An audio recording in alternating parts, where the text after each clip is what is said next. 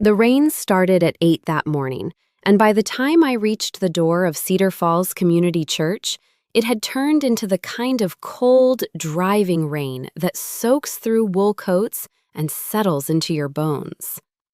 I remember thinking that even the sky seemed to know what day it was. My father was inside that church, in a plain oak casket he had picked out himself 2 years earlier. Because Walter Whitfield was a man who believed in planning ahead, in having his affairs in order, in never leaving a mess for the people he loved. I was wearing the navy dress I had worn to my mother's funeral 11 years before. I had not planned that. I had simply reached into my closet that morning and pulled out the only black adjacent thing I owned that felt right. And it was not until I was standing under the church awning, shaking rain from my umbrella, that I realized what I had done. I was burying both of my parents in the same dress. I want you to picture the scene the way I saw it, because it matters. Cedar Falls Community Church has stone steps worn smooth by 80 years of mourners and brides and Sunday mornings. There is a bell tower that has not rung correctly since 1994. There were perhaps 90 people inside that sanctuary. Men in dark suits my father had sold hammers and fence posts to for 40 years. Women who had brought casseroles to our house more times than I could count. My father was not a wealthy man in the way people mean when they say wealthy. He owned Whitfield Hardware and Feed on Route 9, a store with a green awning and a bell over the door, and a small rental duplex on Larch Street that he had bought in 1988 with money he saved working double shifts. He drove a 2009 Ford pickup with 211,000 miles on it. He was, by every measure that matters to people who have never had to fight for anything, an ordinary man. But he was my father, and I had spent the last 4 years of his life doing the thing that ordinary daughters do for ordinary fathers who get sick. I had driven him to dialysis 3 mornings a week at Cedar County Regional. I had learned to read his lab results better than some of his nurses. I had moved back into my childhood bedroom at 38 years old because someone needed to be there at 2 in the morning when his blood pressure dropped. And that someone was never going to be my brother Preston, and it was certainly never going to be Diane. I need you to sit with that rain for a moment, because everything that happened next happened in it. And the weather that day was not a coincidence of the calendar. It was the last honest thing about that morning. I was standing at the top of the church steps at 9:52, 8 minutes before the service was set to begin, holding a single white rose I intended to lay on my father's casket, when Diane Whitfield stepped in front of me and put her hand flat against my chest. I want to be precise about this, because precision is something I learned to value the hard way, and because everything about that moment deserves to be told exactly as it happened, without embellishment, without softening. Diane was wearing a black Chanel-style suit that had clearly never touched a rack at any store within 40 miles of Cedar Falls. Her hair was freshly set. Her nails were the color of dried blood. She had buried my father for exactly 11 days by then, having married him 8 years earlier after my mother passed, and in that time she had learned to wear grief the way other women wear perfume, applied carefully, for effect, in public. "You can't go in there," she said. I laughed. I actually laughed, a short, disbelieving sound, because for one absurd second I thought she was joking, the way people sometimes make dark jokes at funerals to survive them.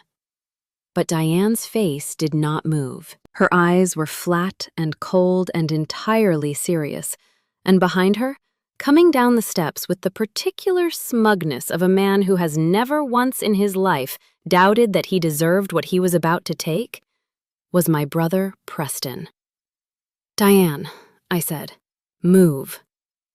"This is a private family service," she said, slowly, deliberately, as though she were reading a line she had rehearsed in the car. "You lost that privilege a long time ago. I want you to remember that sentence. Hold on to it, because it is going to come back. And when it comes back, it is going to matter more than anything else in this story." "I am his daughter," I said. My voice cracked on the word daughter, which I hated because I did not want to give her the satisfaction of hearing it crack. "I drove him to dialysis for 4 years, Diane. I was there. Where were you?" "Where I needed to be," she said, and there was the faintest curl at the corner of her mouth, the ghost of a smile she did not bother to hide. "Preston, get security." There is no security at Cedar Falls Community Church. There has never needed to be.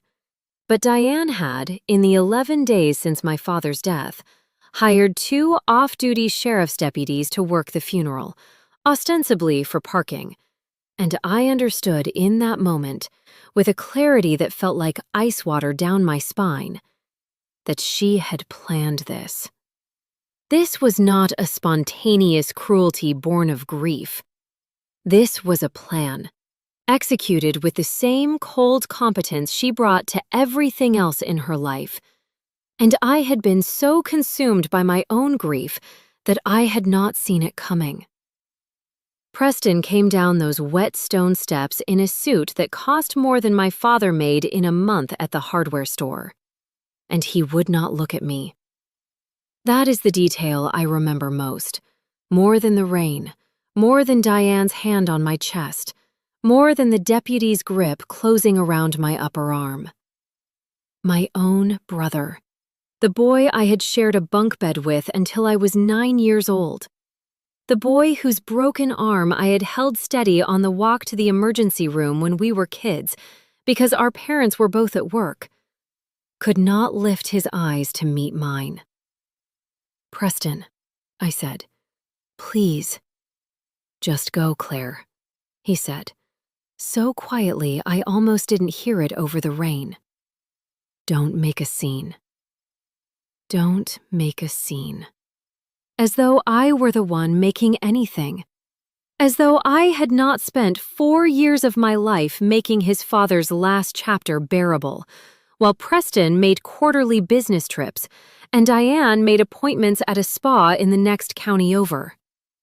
"Don't make a scene," he said, while a deputy's hand closed around my arm and began walking me backward down the steps my father had climbed every Sunday of his adult life, in front of 90 people who had known me since I was in diapers, in front of the Hendersons and the Kowalskis and Mrs. Okafor from the library, all of them turning to watch, all of them going silent, the particular silent that happens when a room collectively decides not to intervene. "Sir, you need to come with me," the deputy said to no one in particular, though his hand was on me, and I remember thinking, absurdly, in the middle of being physically removed from my own father's funeral, that the man did not even know my name. I was simply an obstacle to be relocated. I did not fight. I want you to understand that. I did not scream. I did not claw at the deputy's hand.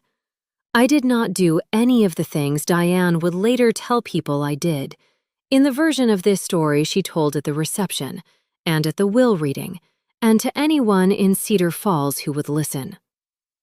I stood very still, and I let the rain run down my face and mix with whatever else was running down my face, and I watched the doors of my father's church close between us. There is a particular kind of cold that has nothing to do with the temperature. It settles into your chest, and it does not leave. I stood on those wet steps in my mother's funeral dress, holding a white rose that was never going to touch my father's casket, and I watched cars pull into the gravel lot, watched people I had known my entire life walk past me with their eyes carefully fixed somewhere else, and I understood, with the terrible clarity of a woman whose entire world has just been rearranged without her consent, that I was, as of that morning, entirely alone. If you have ever been the one in your family who did everything right and still ended up standing outside in the rain, I want you to stay with me, because this story does not end on those steps. It only begins there. I am not going to pretend to you that I knew, in that moment, what was coming. I did not know about the codicil. I did not know about the sealed envelope sitting in Arthur Kessler's office safe on Maple Street, 3 blocks from where I stood shivering. I did not know that my father, in the last clear-headed weeks of his life, had sat across from his attorney of 40 years and said words that would detonate, months later, in a courtroom none of us could have predicted. I only knew that I was standing in the rain, that my father was dead, and that the people who shared his blood had just told me, in the clearest possible terms, that I did not belong. I got into my car. I sat there for 11 minutes with the engine off, watching the church doors, listening to organ music leak faintly through the stone walls, an old hymn my mother used to hum while she did the dishes. And then I drove away, because there was nothing else to do, and because a small, cold part of me, a part I did not recognize yet, had already begun to understand that this was not over. It was simply Act 1. I should tell you who I was before that morning, because the woman standing in the rain outside that church was not the woman my father raised, and she was certainly not the woman I would become in the months that followed. To understand what happened next, you need to understand what came before, and to understand what came before, you need to go back further than the funeral, further than the diagnosis, further than any of it, to a kitchen table in a small house on Birchwood Lane, where 3 people once sat and believed, wrongly, that they were a family in the ordinary sense of the word. My name is Claire Whitfield. I was 42 years old on the day my family threw me out of my father's funeral, and I want to tell you the whole of it, from the beginning, because the ending will not make sense without the beginning, and because I have learned, in the year since, that the truth is only satisfying when you have earned the right to hear all of it. My mother, Susan, died of ovarian cancer when I was 31. It was fast, in the way that particular cancer can be fast, 8 months from diagnosis to the funeral. And in those 8 months, I watched my father, a practical, unsentimental man who fixed things for a living, learn how to be tender in a way he had never had to be before. He sat by her bed every night after closing the store. He learned to braid her hair when the chemotherapy made her arms too weak to lift above her shoulders. And when she died, on a Tuesday in October, he did not cry in front of anyone except me.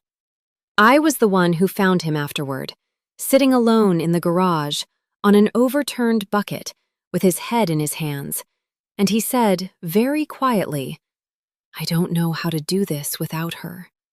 And I said, "You don't have to do it alone." And I meant it. And for 11 years, I lived that promise. Preston did not live that promise. Preston moved to Columbus the year after our mother died, took a job in commercial real estate, married a woman named Vanessa who had opinions about everything and warmth for very little, and came home twice a year, at Thanksgiving and sometimes at Christmas, always with gifts that were slightly too expensive to be about affection and slightly too impersonal to be about love. Preston called our father every other Sunday for exactly the amount of time it took to feel like he had done his duty, and then he hung up and went back to his life. And I do not say this to be cruel. I say it because it is true, and because the truth of it matters to everything that came after. I stayed. I want to be honest about why I stayed, because it was not entirely noble. I stayed partly because I loved my father, fiercely and uncomplicatedly, the way you love someone who taught you to change a tire and balance a checkbook, and never once made you feel small for asking questions. But I also stayed because my own life, if I am honest, had not exactly been going anywhere that made leaving feel urgent. I had been married once, briefly, in my late 20s, to a man named Daniel who left 2 years in, and I had thrown myself into a modest career as a claims adjuster at a regional insurance firm, work that was steady and unglamorous and gave me exactly enough independence to feel like an adult without ever quite feeling like I was building anything. When my father remarried 5 years after my mother died, I told myself I was happy for him. And in a strange, complicated way, part of me was. Diane came into our lives at a Rotary Club dinner, of all places. A woman 11 years younger than my father, recently divorced from a man who had made his money in regional trucking and left her, according to the version of the story Diane told, with almost nothing. She was beautiful in an aggressive, maintained way, the kind of beauty that requires visible effort and a certain amount of money. And she was, from the very first dinner my father brought her to at our house, extremely good at being liked by people whose approval she needed, and extremely careless about being kind to people whose approval she did not. I was one of the people whose approval she did not need. I understood that within the first month. "Your father tells me you never remarried," she said to me once, early on, at a dinner she had cooked in my mother's kitchen, using my mother's good china, a detail I noticed and never mentioned. That must be hard, watching everyone else move on. It was not a question. It was a diagnosis, delivered with a smile, the first of many. Over the years that followed, Diane developed a whole vocabulary of small cruelties disguised as concern. Comments about my weight delivered as compliments about how I'd finally found a style that worked. Comments about my career delivered as gentle wonder that I was still doing that little insurance job. Comments about my living situation, after I moved back home to help with my father's care, that painted me again and again as a woman who had failed to build a life of her own and was therefore, conveniently, available to build his. "It's not that we don't appreciate it," she told me once in front of Preston, at a Christmas dinner 3 years before my father died. "It's just that some of us have real careers to protect. Some of us can't just drop everything." I remember looking at Preston, waiting for him to say something, anything, in my defense. And I remember the particular quality of his silence, the way he studied his wine glass instead of my face.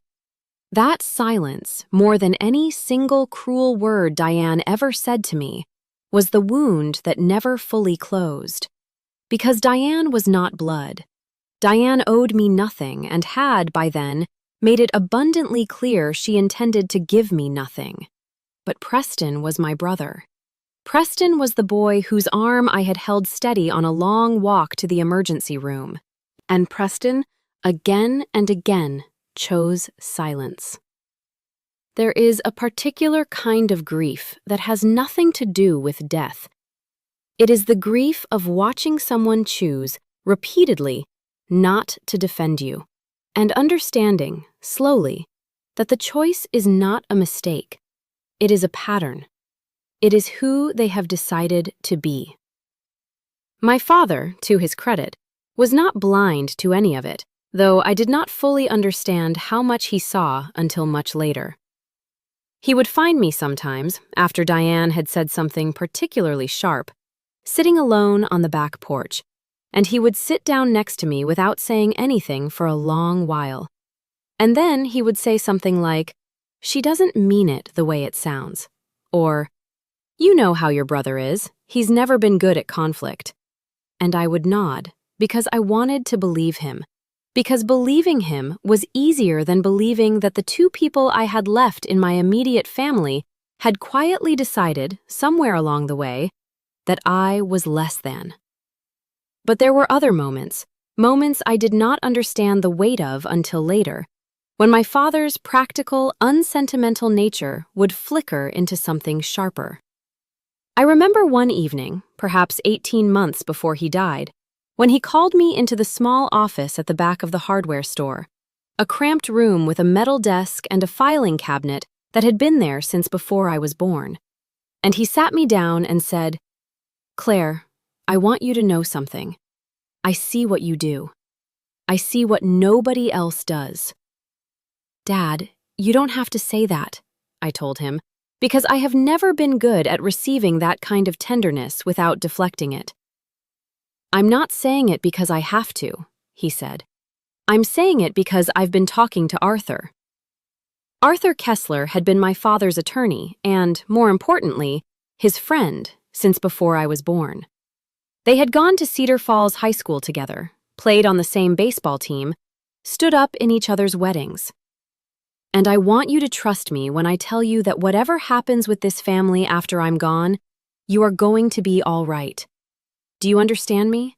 You are going to be all right. I did not understand him. I told him I loved him, and I told him not to talk like that, because at the time his kidneys were failing, but he was still, in every other way, sharp and strong and stubborn, still driving himself to the store 4 days a week, still arguing with the county about the property tax assessment on the duplex, still very much a man who intended to be around for a long while yet. I did not understand that evening that my father had already begun building something in the quiet architecture of his affairs, something designed with the same patient competence he brought to fixing a leaking pipe or rewiring a faulty circuit, to protect me from a danger he could see clearly, and I, in my grief and my exhaustion and my desperate desire to believe my family was simply flawed rather than actively unkind, could not yet let myself see. There was a girl in all of this, too, and I want to tell you about her now because she matters more than almost anyone else in this story, and because you should know her before the worst of what happened, so that when it happens, you understand exactly what was at stake. Lily was Preston and Vanessa's daughter, 10 years old at the time of my father's death, a quiet, watchful child with her grandfather's same steady brown eyes and absolutely none of her parents' polish. Lily loved coming to Cedar Falls, loved the hardware store with its bins of nails sorted by size and its smell of sawdust and machine oil, loved sitting on the stool behind the counter while her grandfather taught her to identify wrenches by their sizes, loved, most of all, me. "Aunt Claire, tell me the story about the raccoon again," she would say, every single visit, referring to an incident from my own childhood involving a raccoon, a garbage can, and my father's memorable, expletive-laced reaction, sanitized considerably for a 10-year-old's ears. She would climb into my lap on the porch swing, and I would tell it again and again, and my father would sit in his chair with his coffee and laugh in the same places every time, and for those moments, Cedar Falls felt like the family I had grown up believing it was. Lily was the reason, more than any other single thing, that I did not simply walk away from my family long before my father died. Because whatever Diane and Preston had become, Lily was still becoming, and some stubborn, hopeful part of me believed that if I stayed close, if I kept showing up, I could be for her what nobody in that family had been for me. A safe person, a person who told the truth, a person who did not disappear when things got hard. I did not know, on the day my father died, quietly, in his sleep, in the house on Birchwood Lane with me sitting in the chair beside his bed holding his hand, exactly what shape my staying close to Lily would eventually take. I only knew, in that terrible, hollow moment when the hospice nurse confirmed what I already understood from the stillness in the room, that I had lost the person who had, for my entire life, made me feel like I mattered simply for existing. And I knew, with a certainty that frightened me, that everything after this moment was going to be a fight, and that I did not yet know what I was fighting for, or what weapons I had to fight with. I would learn soon enough. That's the moment everything changed. I just didn't know it yet. The 2 weeks between my father's death and his funeral passed in the strange, suspended fog that grief creates. A fog I moved through mechanically, calling the funeral home, choosing flowers, writing an obituary that Diane insisted on editing twice, cutting 2 full sentences about the years I had spent caring for him, sentences I had written not for my own vanity, but because I believed, wrongly, that the people reading it deserved to know the truth of his last years. "It reads a little self-congratulatory, don't you think?" Diane said, standing in my father's kitchen, in my mother's kitchen, holding a red pen over a printout of the obituary I had drafted at 2 a.m, grief-drunk and exhausted. "We want people to remember Walter, not turn this into a story about you." I did not fight her on it. I have thought, many times since, about why I did not fight her on it, and the honest answer is that I was too tired and too raw, and some old, worn groove in my own psychology, carved by years of Diane's small cruelties and Preston's larger silences, had already trained me to believe that fighting was not worth the cost. I had spent years absorbing the label they had quietly assigned me: difficult, sensitive, dramatic, and I had, without fully realizing it, begun editing myself down to avoid earning it. I cut the sentences. I let her have the obituary. It was during those 2 weeks, in a conversation I did not think much of at the time, that Arthur Kessler called me directly, which struck me as slightly unusual, since all of the funeral logistics were technically being coordinated through Diane, who had, within days of my father's death, appointed herself the family's official spokesperson to every funeral home, florist, and caterer in Cedar County.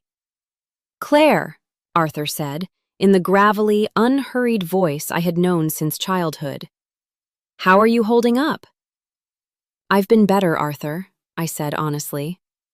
"I imagine so," he said, and there was a pause on the line, a pause that felt, in retrospect, heavier than an ordinary pause.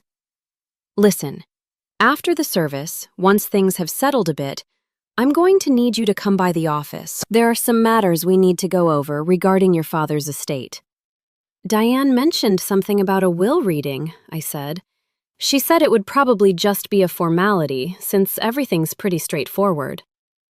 There was another pause, longer this time, and when Arthur spoke again, his voice had a careful, measured quality that I did not recognize as significant until much later, replaying it in my memory the way you replay a dream, trying to catch the details before they dissolve. "Nothing about your father's estate is a formality, Claire," he said. "I'll see you after the service." I did not think much of that conversation in the moment.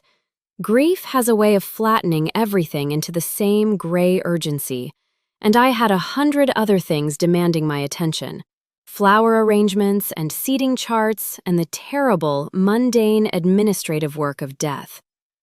But I want you to hold on to it, the way I eventually learned to hold on to it, because Arthur Kessler was not a man who used words carelessly, and he had just told me, 3 days before my father's funeral, that nothing about this was going to be simple. I did not know, then, about the envelope in his office safe. I did not know about the conversation my father had with him 11 months earlier, on a Tuesday afternoon in the cramped back office of the hardware store. A conversation Arthur would later describe to me in careful, precise detail. The kind of detail a man gives when he wants you to understand that every word of it mattered. I did not know that my father, sensing something about his own family that I had spent years refusing to fully see, had begun quietly constructing a contingency, a legal mechanism designed to do something that no ordinary will could do: protect a daughter he suspected would not be protected any other way.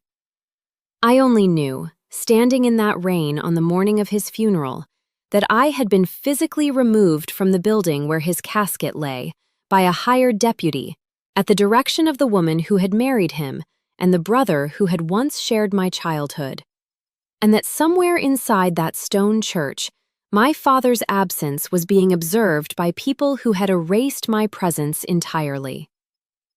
I drove home.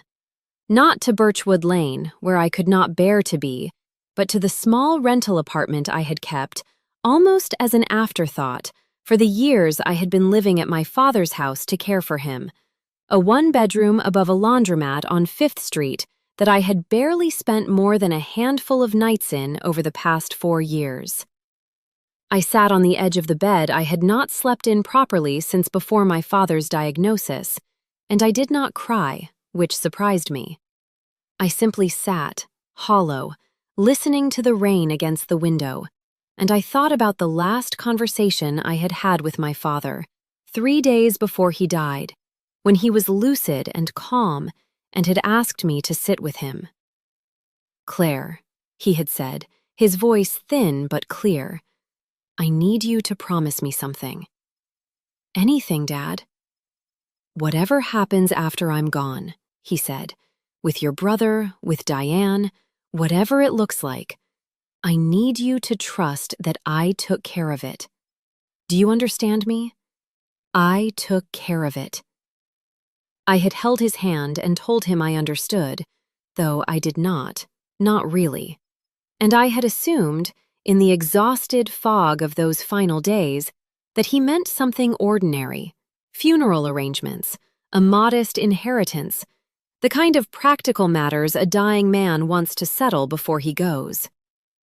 I did not understand, sitting in that laundromat apartment 2 weeks later, soaked through and shivering and utterly alone, that my father had meant something else entirely, something with teeth, something he had built specifically because he knew, with the clear-eyed honesty of a man running out of time, exactly what his wife and his son were capable of. I found out 3 days later, at the reading of his will, in Arthur Kessler's office on Maple Street, and it was there that the second act of this story truly began, though at the time it looked, to everyone in that room except Arthur and me, like nothing more than an ordinary Tuesday afternoon.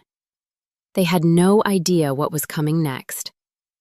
Arthur Kessler's office occupied the 2nd floor of a narrow brick building on Maple Street that had housed his practice and his father's practice before him since 1961.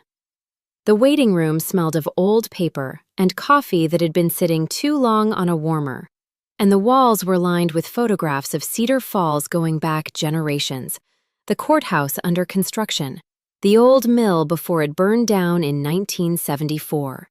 A black and white shot of the Rotary Club dinner where, though I did not know it at the time, my father had first met the woman who would spend 11 days as his widow before excluding his daughter from his funeral.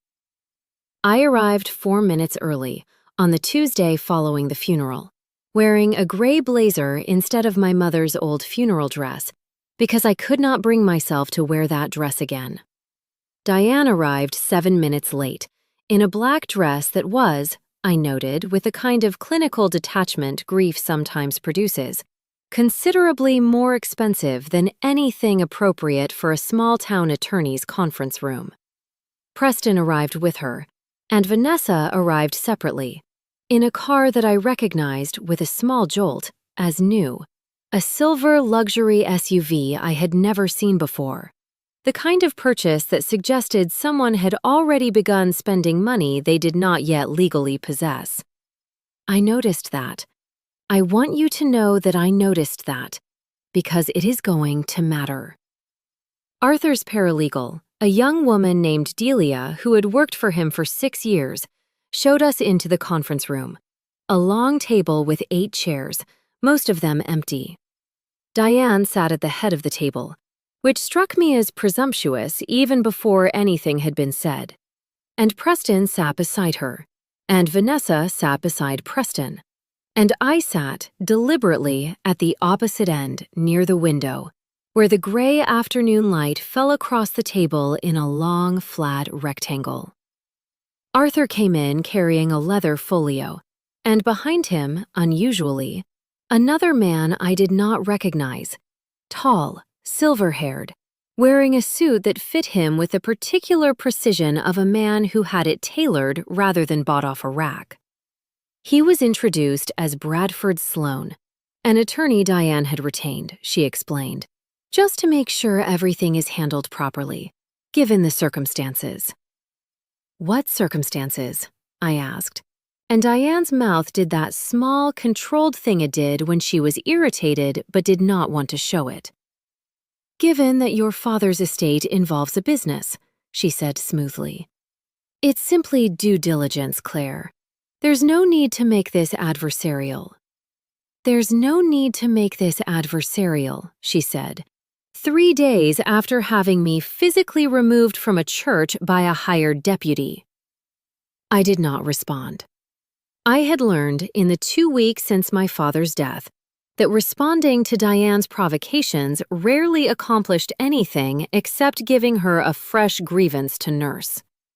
Arthur began, as attorneys do, with the formalities, confirming identities, explaining the general structure of what he was about to read. And then he opened the folio and began reading my father's last will and testament, dated 4 years earlier, updated with 2 minor amendments since. The language was plain, unadorned, exactly the way my father would have wanted it. The house on Birchwood Lane and its contents to Diane, in recognition of her position as his surviving spouse. The rental duplex on Larch Street to Preston. A modest trust for Lily's future education, to be administered by Arthur as trustee until she turned 25. And Whitfield Hardware and Feed, the business my father had built from nothing over 4 decades, to be divided in a specific and, I would later understand, deliberately unequal way. To my daughter, Claire Elizabeth Whitfield, Arthur read, and I felt my chest tighten, bracing for whatever came next. I leave 60% ownership of Whitfield Hardware and Feed, along with the business's operating accounts and all associated inventory and equipment, in recognition of her years of devoted care and her demonstrated competence in matters of responsibility that others in this family have not demonstrated. The room went very still. I felt Diane's eyes on me, sharp and sudden, and beside her, Preston's jaw tightened in a way I recognized from childhood, the particular tension he got when something had not gone the way he expected. "That can't be right," Preston said. "Dad told me the business would be split evenly. He told me that years ago." "I am reading the will as your father executed it 4 years ago and amended 8 months ago," Arthur said, his voice carrying the same unhurried gravity it always had. "The remaining 40% of the business passes to you, Preston, along with the vehicle and the contents of the checking account not otherwise designated." "This is absurd," Diane said, and her composure, the careful, controlled thing she had worn like armor since I had known her, cracked for just a moment, revealing something underneath that looked, for the first time, genuinely alarmed. "Walter would never have structured things this way. 60% to Claire? She works at an insurance company, Arthur. She has no idea how to run a hardware store." "She has worked in the store on weekends for over a decade," Arthur said mildly. "She managed the books during your husband's illness for the last 18 months of his life. I believe the will speaks for itself, Diane." I sat very still through all of this, watching my brother's face shift through several expressions: disbelief, calculation, something that might have been the beginning of genuine anger, and I felt something unfamiliar settle into my own chest. Not triumph, not yet, but a kind of quiet, startled recognition. My father had seen me. After everything, after years of feeling invisible in my own family, my father had seen exactly what I had done, and he had written it down in a legal document with the force of law behind it, where no one could dismiss it or edit it down the way Diane had edited my obituary draft. But even as I sat there, absorbing what felt, in that moment, like vindication, I noticed something else. Arthur had not closed the folio. He held it open, one finger marking a place further down the document, and there was a stillness to him, a deliberate patience that told me, even before he spoke again, that we were not finished. "There is one additional matter," Arthur said, and the room, which had been simmering with Preston's disbelief and Diane's barely contained fury, went quiet again. "Your father executed a codicil to this will 11 months ago, a third codicil, to be precise. Under the terms of that codicil, and per your father's explicit written instruction, this particular document is sealed, and its contents may only be read into the record under specific conditions, which have not yet been triggered." "What conditions?" Diane asked, and I noticed, for the first time, something in her voice that had not been there before. Not irritation, something closer to unease. "That is not something I am able to disclose at this time," Arthur said. "The codicil remains sealed in my office safe, pending the occurrence, or non-occurrence, of a specific circumstance outlined by your father. If that circumstance occurs, I am obligated, under the terms of the codicil and under the supervision of the Cedar County Probate Court, to bring the matter before a judge for a formal reading." Bradford Sloan, who had said almost nothing throughout the reading, leaned forward for the first time. "Mr. Kessler, with respect, this is highly irregular. A sealed codicil with unspecified triggering conditions is exactly the kind of instrument that invites litigation. My clients have a right to know what they're dealing with." "Your clients," Arthur said, and for the first time I heard something sharp beneath his usual calm, "will know exactly what they are dealing with, if and when the conditions are triggered. Until then, I am bound by my client's explicit instructions, and those instructions were drafted with full legal capacity, witnessed, and notarized. I would advise you, Mr. Sloan, given your experience in probate matters, that challenging a properly executed codicil on the grounds of your own curiosity is not a strategy I would recommend." I watched Sloane's jaw tighten, the first crack I had seen in his own polished composure, and I watched Diane's eyes move, quick and calculating, from Arthur to me and back again, as though she were trying to determine whether I knew something she did not. I did not.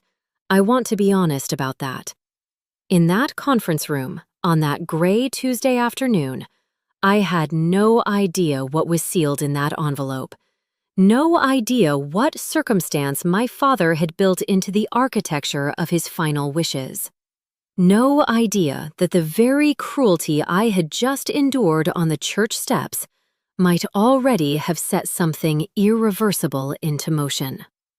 I only knew, as I left Arthur's office that afternoon, that Diane's careful, controlled mask had slipped, just slightly, just for a moment, and that whatever was sealed in that safe on Maple Street frightened her far more than 60% of a hardware store ever could. That should have told me everything. It would take me another 3 weeks to understand exactly why. I want to tell you about those 3 weeks now, because they are the weeks in which I stopped being a woman who absorbed cruelty and became something else. Something my father, I think, had been quietly hoping I would become for a long time. The first thing I did, 2 days after the will reading, was go back to work. Not at the insurance company, though I did that too, using my accrued leave sparingly, careful not to draw attention to the fact that my personal life had become the subject of small-town gossip. I went back to Whitfield Hardware and Feed, because it was, as of 11 months earlier, though I had not known it, 60% mine. And because the store's part-time manager, a soft-spoken man named Gary, who had worked for my father for 11 years, called me the day after the reading, his voice tight with worry.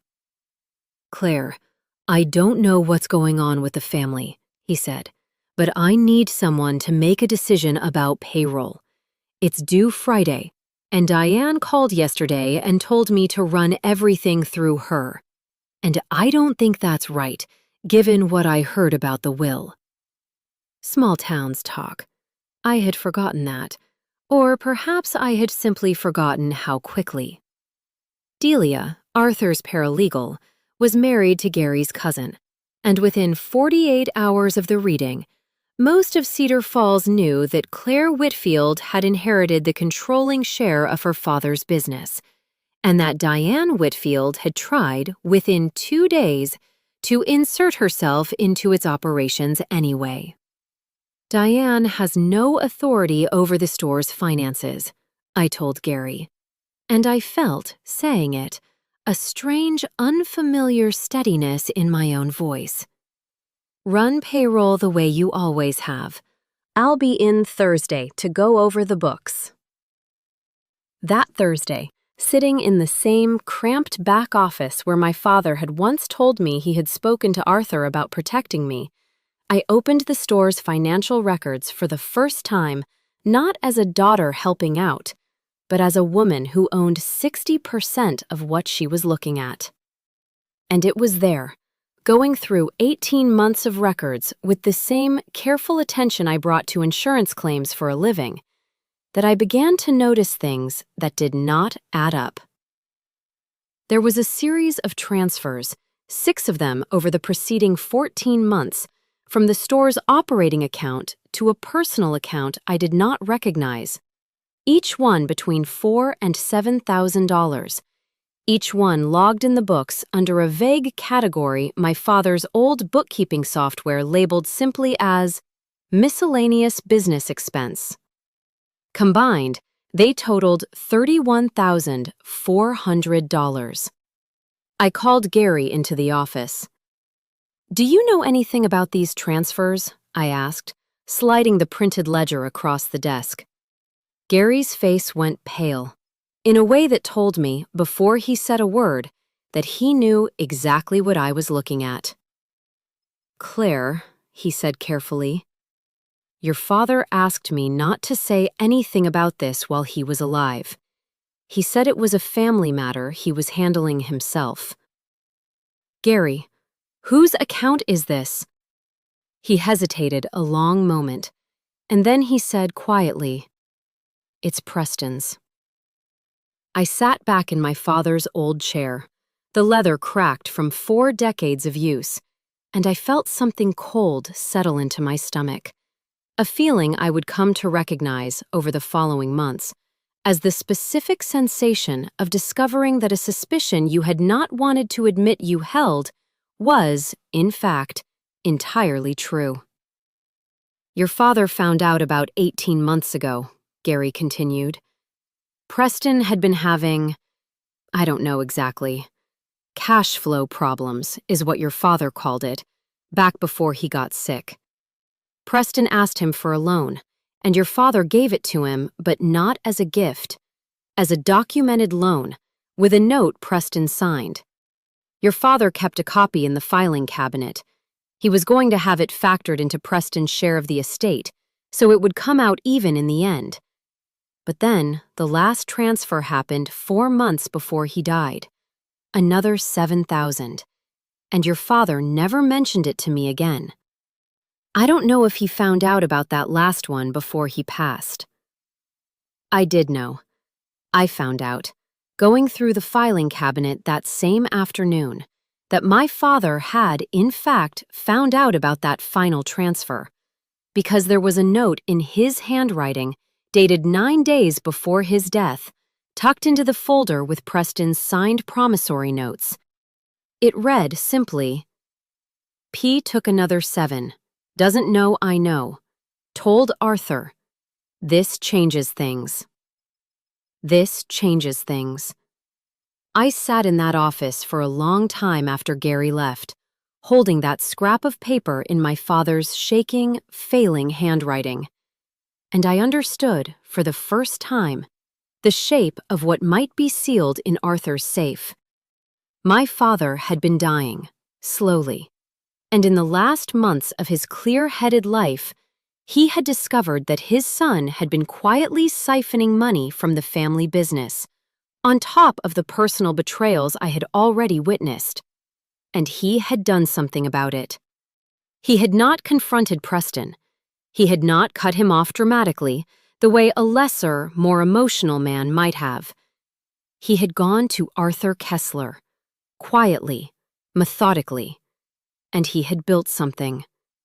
I did not yet know exactly what that something was, but I understood, sitting in that cramped office with the smell of sawdust and machine oil around me, that my father had spent his final months doing what he had always done best, fixing something, quietly, competently, without fanfare, so that the people who depended on it would only understand the repair once it was already holding. I did not tell Preston or Diane what I had found.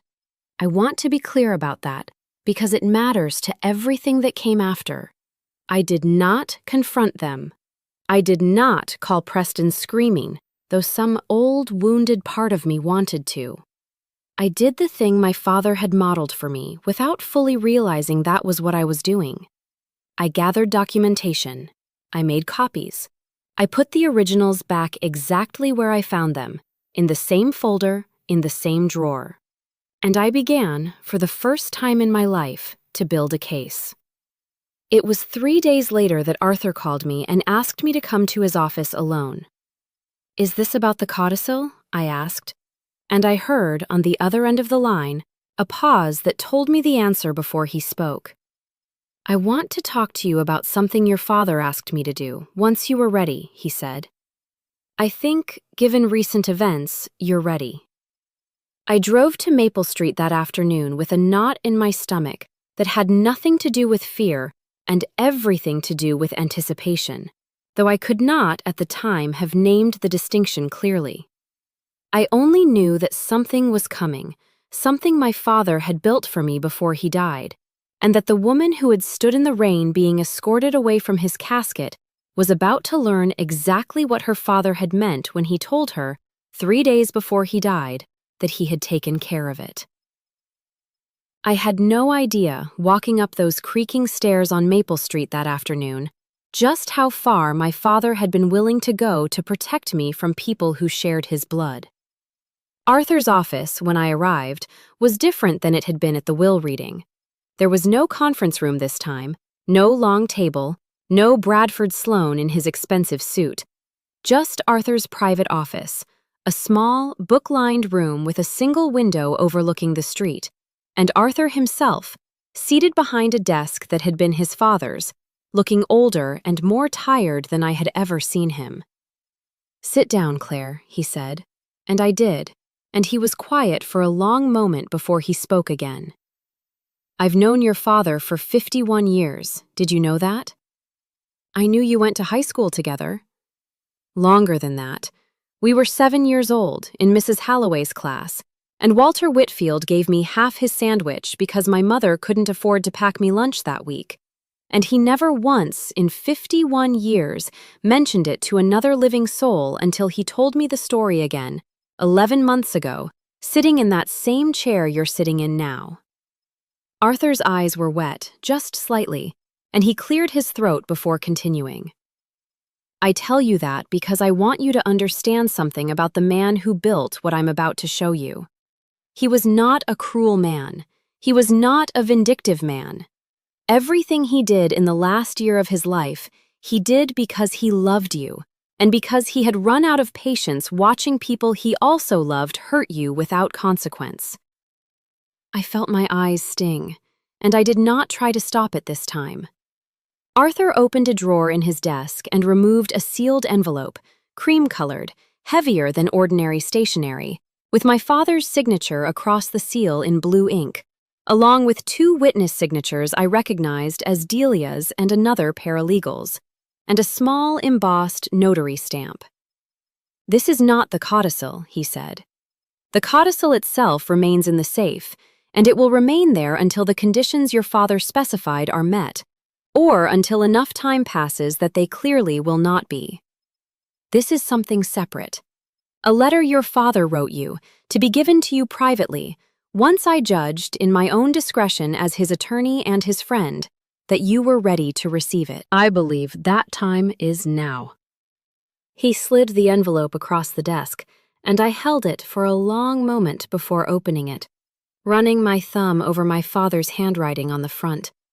My name, Claire, written in the same careful block letters he had used my entire life on birthday cards and grocery lists, and the notes he used to leave on the kitchen counter before dawn shifts at the store. I opened it, and I want to read it to you now, exactly as he wrote it, because I have read this letter perhaps 200 times in the year since, and I know every word of it by heart. Claire, if you are reading this, it means Arthur has decided you're ready, which means something has probably happened that made him think so, which means your brother, or Diane, or both, have done something to make it clear who they really are. I am sorry for that. I wish I could have protected you from ever having to learn it. But I have watched this family for a long time, longer than you know, and I have seen things I never told you, because I did not want to poison your relationship with your brother before I had to. I want you to know that I see you. I have always seen you. The nights you sat up with me, the mornings you drove me to that clinic and sat in that waiting room reading the same magazine for 4 years, because you never once complained about how boring it was. The way you learned my medications better than the doctors did. I built something into my affairs, Claire, something I hope you never need, but something I built because I could not, in good conscience, leave this world without knowing that if the people who share my blood chose cruelty over love one more time, in the most important moment they would ever have the chance to show me who they really are, there would be a consequence. Not because I wanted revenge. I have never wanted revenge in my life, and I do not want it now. But because fairness matters, and because you have spent your whole life being told, quietly, by people who should have known better, that you mattered less. I built something to make sure that whatever else happens, the law itself will say otherwise. I love you. I am proud of you. And whatever is coming, I need you to trust that it is not an accident. It is the last thing I will ever be able to do for you, and I built it with everything I had left. Your father, Walter. I sat in that small office on Maple Street, and I cried in a way I had not allowed myself to cry since before the funeral. Not the controlled, careful grief I had permitted myself in public, but something larger, something that had been building for years, released all at once. Arthur let me sit with it. He did not rush me, did not offer platitudes, simply sat across the desk with his hands folded, waiting. The way I imagine he had waited for my father countless times over 51 years of friendship. He knew, I finally said, about the transfers, about Preston. He knew about the transfers 18 months before he died, Arthur said. He suspected other things long before that. Your father was not a naive man, Claire. He simply loved his family enough to hope, for a long time, that he was wrong about them. It was only in the last year that hope ran out. What did he build, Arthur? I asked it directly, though I suspected, even as I asked, that he could not tell me. I cannot discuss the terms of the codicil, he said. Not yet. What I can tell you is this. Your father specified a very narrow, very specific triggering condition. It is not vague. It is not open to broad interpretation. If that condition occurs, I am legally obligated to petition the probate court, and a judge will read the codicil into the record in a formal hearing. If it does not occur, the codicil remains sealed, unread, and irrelevant, forever. He paused.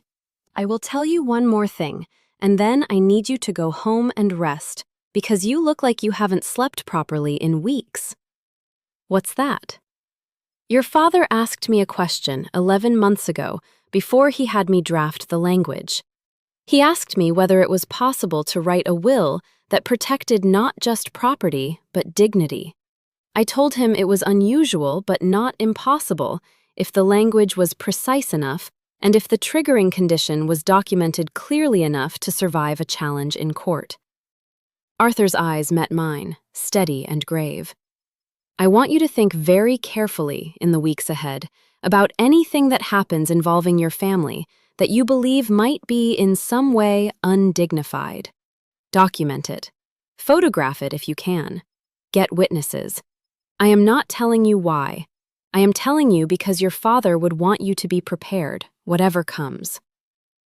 I left Arthur's office that afternoon with my father's letter folded carefully in my coat pocket. And I want you to understand what shifted in me on that drive home, because it is the hinge on which the rest of this story turns. I had spent 4 years being the daughter who showed up, who absorbed, who edited herself down to avoid conflict. I had spent that morning on the church steps being the daughter who was removed, publicly, humiliatingly, by the family that shared her blood. And I drove home from Maple Street that afternoon as something else entirely. A woman who understood, for the first time in her adult life, that her father had spent his final months quietly, competently building a structure designed to protect her, and that the only thing required of her now was to be ready when it mattered. I did not know yet what document was sealed in that envelope. I did not know what specific, narrow condition my father had written into the architecture of his final wishes. But I understood, driving past the church where I had stood in the rain 3 weeks earlier, that something had already been set in motion on those steps, something Diane and Preston did not yet know they had triggered, and that the woman who apologized for existing did not get up from that church steps confrontation. She had stayed down there in the rain. Someone else had gotten up. They had thrown me out of a funeral. They had no idea they had just handed me the very thing my father designed his last document to answer. The weeks that followed required something from me that I had not practiced in years, patience of a specific, deliberate kind. The patience of building something quietly while the people around you remain entirely unaware that anything is being built. I want to walk you through those weeks carefully, because they were not dramatic in the way the funeral had been, or in the way the courthouse would eventually be, but they were the foundation. And foundations, my father always used to say, standing in the hardware store explaining load-bearing walls to some confused customer, are the part nobody sees and the part that matters most. The first thing I did was call my supervisor at the insurance company and request an extended leave of absence, citing the settling of my father's estate, which was, strictly speaking, true, if incomplete. I had accrued enough time that the leave would be paid for 6 weeks, and I used those weeks the way I had once used my professional training to comb through complex claims files, methodically, patiently, looking for the small inconsistency that unravels the larger deception. I went back to the hardware store's records, further back this time, with Gary's quiet, nervous cooperation. What I found over the course of that first week went beyond the $31,400 I had already documented. There were vendor invoices that had been altered, subtly, amounts inflated by small margins, the difference funneled, Gary eventually admitted, under gentle but persistent questioning, into an account Preston had asked him to help set up 2 years earlier, before our father's diagnosis had even become serious.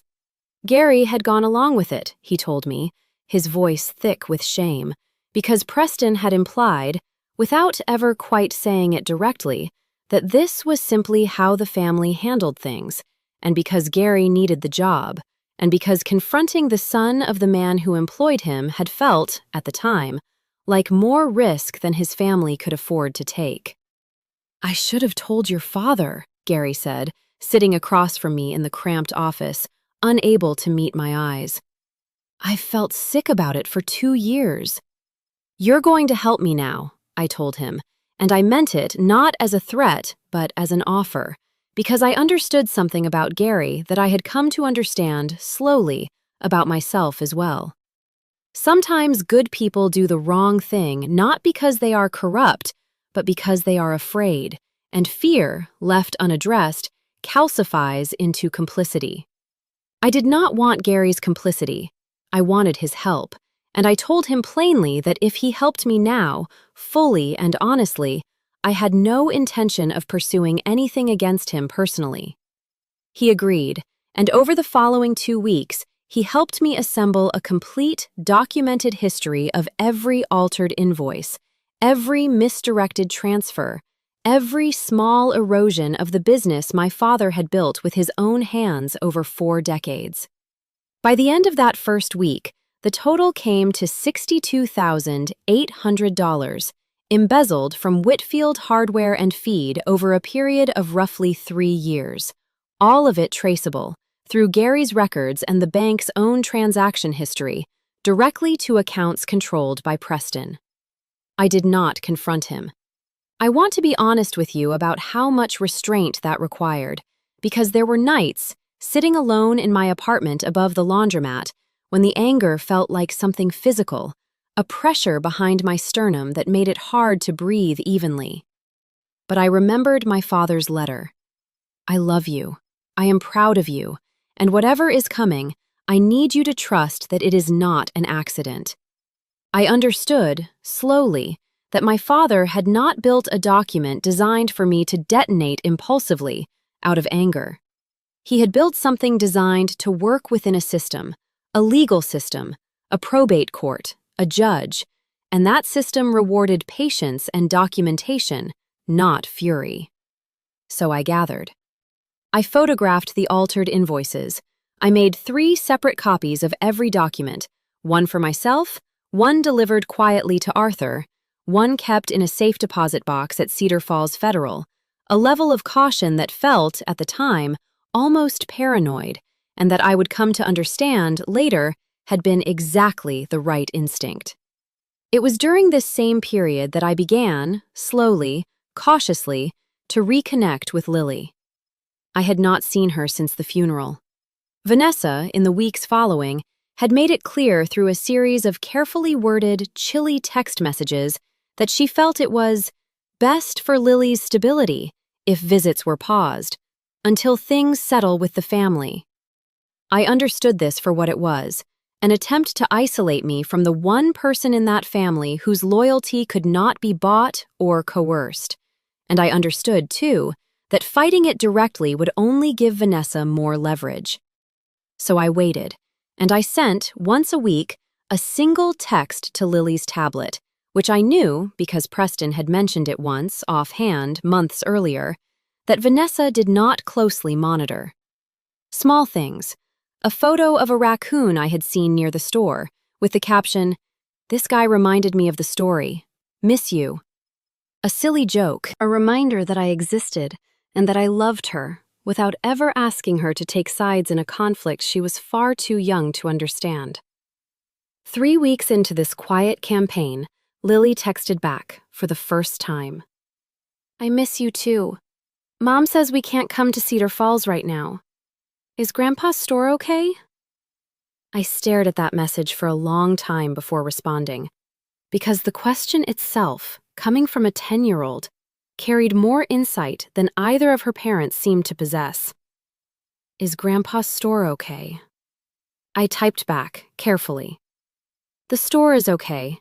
I'm taking good care of it, just like Grandpa would want. I love you, Lily. That's never going to change, no matter what anyone else says." She sent back a single heart emoji, and I sat in my apartment holding my phone, feeling, for the first time in weeks, something that was not quite hope, but was adjacent to it. It was around this same time, roughly 5 weeks after the funeral, that I learned, through Gary and through the particular efficiency of small-town gossip, that Preston and Diane had begun making purchases that suggested they believed their financial futures were already secure. Diane had put a deposit down on a coastal property in North Carolina, a vacation condominium she had been eyeing, according to Delia, who heard it from the title company clerk, who happened to attend the same church as Delia's mother. Preston and Vanessa had traded in the silver luxury SUV, the one I had noticed at the will reading, for an even more expensive model, financed against what Vanessa had apparently described to the dealership as an inheritance already in process. I want you to sit with that for a moment. An inheritance already in process. They were spending money that had not yet legally cleared probate, based on an assumption of entitlement so complete that it had not occurred to either of them that anything might complicate it. And in the meantime, they had systematically, and with hired security, excluded from her own father's funeral the one person who actually controlled 60% of the family's most valuable asset, and who was, at that very moment, quietly assembling a documented case of embezzlement against the son they had every intention of continuing to enrich. I brought everything I had found to Arthur in the 6th week, a thick folder of invoices, bank statements, and Gary's signed, notarized statement describing the scheme in detail, and Arthur reviewed it with the same careful, unhurried attention he brought to everything. "This is significant, Claire," he said when he had finished.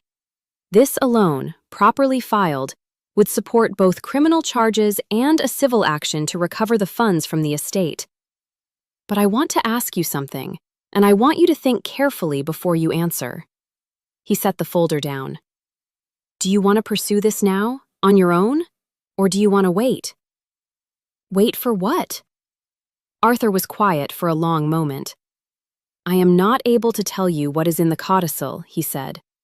"But I can tell you that your father built this instrument with a specific understanding of who your brother and Diane are, and I believe, having read it myself, that it was designed to work in concert with exactly the kind of pattern you have just uncovered.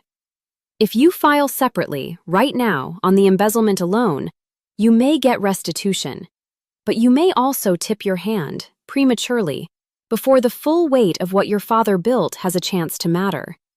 My advice, as your attorney now as well as your father's, is patience. Continue documenting, continue building, and trust the structure your father left behind." I trusted him.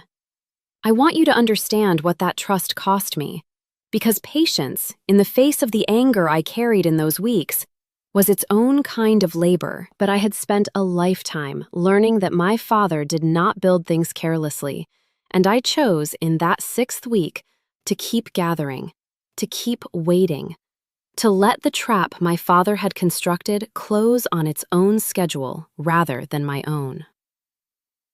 It was in the 7th week that the first crack in Preston and Diane's confidence appeared, though neither of them, I think, understood its significance at the time. Bradford Sloan, the attorney Diane had retained, contacted Arthur directly, requesting what he called a preliminary conversation regarding the estate's timeline. And Arthur, with a small, private smile he described to me later over the phone, told him that the estate would proceed according to its normal schedule, and that if Mr. Sloane's clients had concerns about the sealed codicil, they were welcome to raise them formally with the probate court, though he cautioned, again, that doing so before any triggering condition had been established would likely be viewed by the court as a fishing expedition with no legal basis. "Sloane is nervous," Arthur told me. "He knows there's something in that safe he can't see, and men like Sloane hate not being able to see things. That's useful to us." I found myself, for the first time in months, almost laughing at that, a small, dark amusement at the image of Bradford Sloane, so polished and so certain of his own competence, pacing his office unable to determine what my father, a hardware store owner with a high school education and 40 years of quiet observation, had built into a legal instrument he could not access. It was also during that 7th week that I received a phone call I had not expected, from a woman named Rosalind Ferris, who identified herself as a former employee of Diane's from the years before Diane married my father, when she had worked briefly as a bookkeeper for the trucking company owned by Diane's first husband. "I don't know if this matters to you," Rosalind said, her voice careful, but I heard through a friend that you're dealing with some kind of estate dispute with Diane Whitfield, and I thought you should know something about her from before. She didn't just divorce her first husband because things didn't work out. She was let go from her position at his company after an internal audit found irregularities in the expense accounts she managed. Nothing ever went to court because her husband didn't want the scandal, but I was there. I saw the audit. I sat very still, holding the phone, absorbing this. "Would you be willing to put that in writing?" I asked. "Not to use publicly, necessarily, just so I understand the full picture." Rosalind agreed, and 2 days later, a notarized statement arrived at Arthur's office, describing in careful detail an 18-month pattern of falsified expense reports Diane had submitted while managing accounts for her first husband's trucking company. Totaling, according to the internal audit Rosalind had personally reviewed, $41,000. I want to be honest with you about what this revelation did to me, because it did something unexpected. It did not make me angrier. It made me sadder in a strange way, because it confirmed something I had begun to suspect but had not wanted to fully believe, that Diane's cruelty toward me had never really been about me at all. It was about a pattern she had built her entire adult life around, a pattern of extraction, of taking what she believed she was owed by people too trusting or too conflict-averse to stop her. And I had simply been the latest obstacle standing between her and what she believed, with total conviction, was hers. Arthur added Rosalind's statement to the growing file and told me, again, to be patient. And I was, though the patience cost me something every single day. I threw myself into the store instead, working alongside Gary, learning the parts of the business I had never fully understood.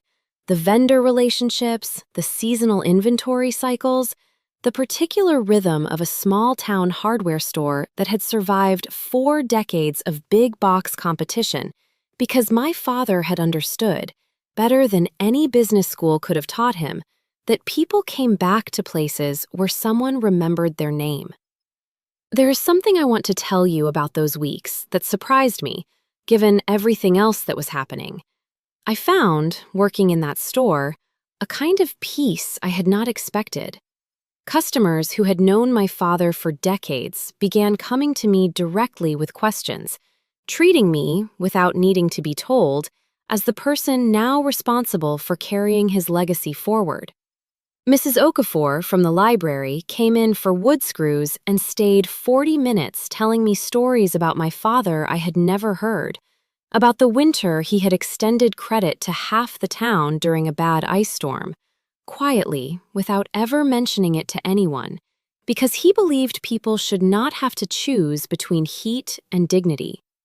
I began to understand my father not just as my father, but as a man other people had loved and depended on, and I began to understand that the 60% he had left me was not simply property. It was a trust in every sense of the word. It was in the 9th week, on an ordinary Wednesday afternoon, that Arthur called me and told me the estate's formal probate hearing had been scheduled, a date set for 6 weeks out, to finalize the distribution of assets under the will.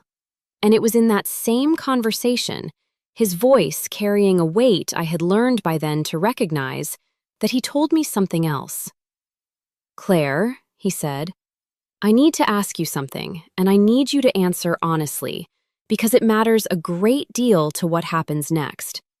Since the funeral, has Diane, or Preston, or anyone acting on their behalf made any further attempt to exclude you from a family event, a memorial, a gathering held in your father's honor?"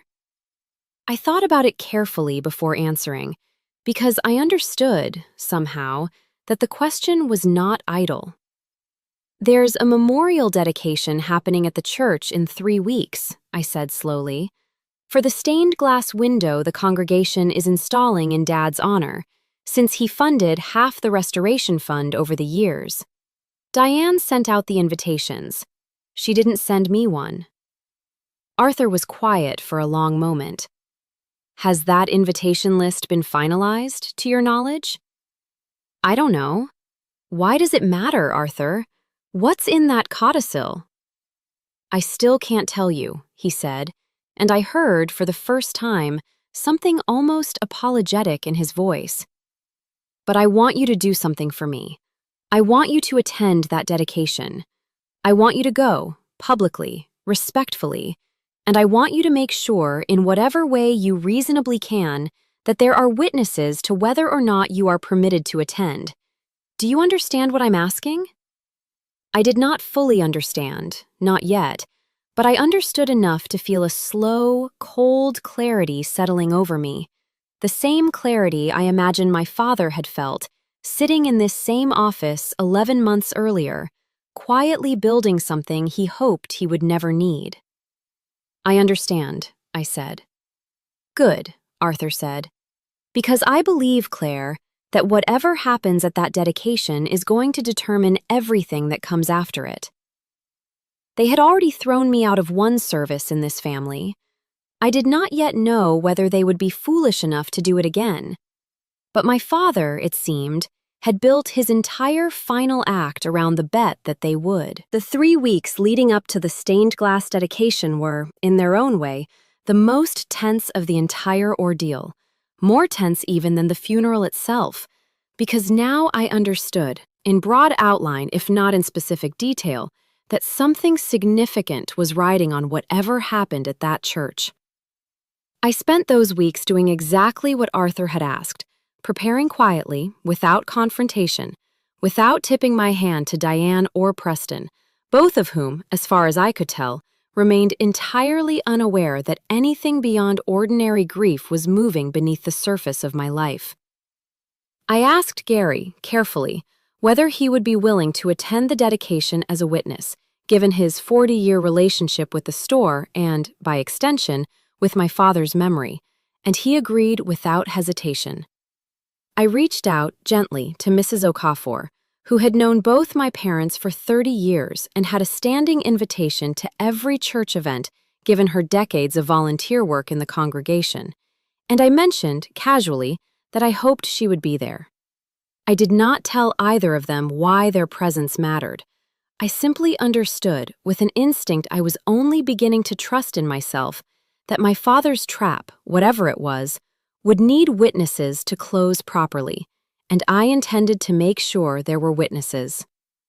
I also, during this period, received a piece of information that shifted the emotional weight of everything that followed.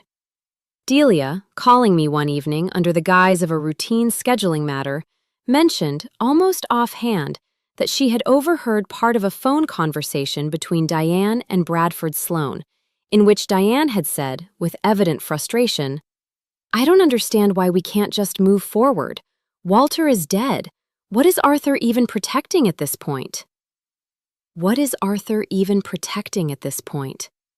I turned that phrase over in my mind for days because it revealed something important. Diane did not know what was sealed in that safe. She understood, on some instinctive level, that its existence represented a threat, but she did not understand its shape. And that uncertainty, I began to suspect, was exactly what my father had intended. A woman who did not understand the nature of the trap could not avoid it. She could only continue behaving exactly as she always had, confident that whatever consequence existed was abstract, distant, unlikely to touch her directly, and in that confidence, walk directly into it. I want to tell you about the invitation itself, because it matters to the sequence of events. 2 weeks before the dedication, I received, unexpectedly, a text message from Lily, sent from her own tablet, carefully worded in the way a 10-year-old writes something she has thought about for a while before sending. "Aunt Claire, there's a thing at the church for Grandpa's window. Mom said you're not coming because it's a family thing and you're not really family anymore since you own the store now. Is that true?"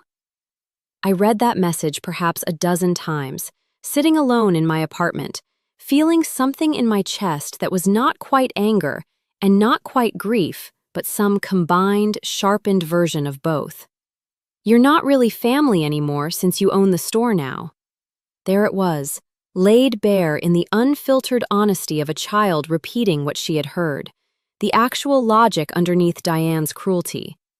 It had never been about my worthiness or my behavior or anything I could have done differently. It had always been simply about what I now controlled, and the belief, apparently unshaken even by everything that had happened, that excluding me was a viable strategy for managing that threat. I wrote back to Lily carefully because I did not want to burden a 10-year-old with adult conflict, but I also refused to let that particular lie stand unchallenged. "That's not true, sweetheart," I wrote. "I am still your grandfather's daughter, and I always will be, no matter what anyone says. I'm planning to be there. If you're there too, I would love to see you, but only if your mom and dad say it's okay. I love you no matter what." She did not respond immediately, and I did not push, but 3 days later, she sent back a single message. "I'll be there. I want to see you." That message meant more to me in that moment than almost anything else that happened during those months. A 10-year-old girl, given a choice between the narrative her parents were constructing and the aunt who had never once in her entire life given her a reason to doubt her love, had chosen honesty.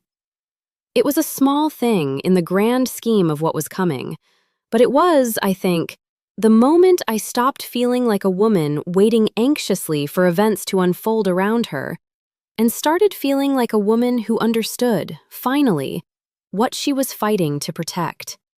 I did not confirm my own attendance with Diane, because I had not, in fact, been invited, and I understood, from my conversation with Arthur, that showing up uninvited to a public church event my father had substantially funded carried a different legal and moral weight than showing up to a private family gathering. The dedication itself was, by design, a public event, announced in the church bulletin, open to the congregation and to the broader Cedar Falls community that had known my father for decades.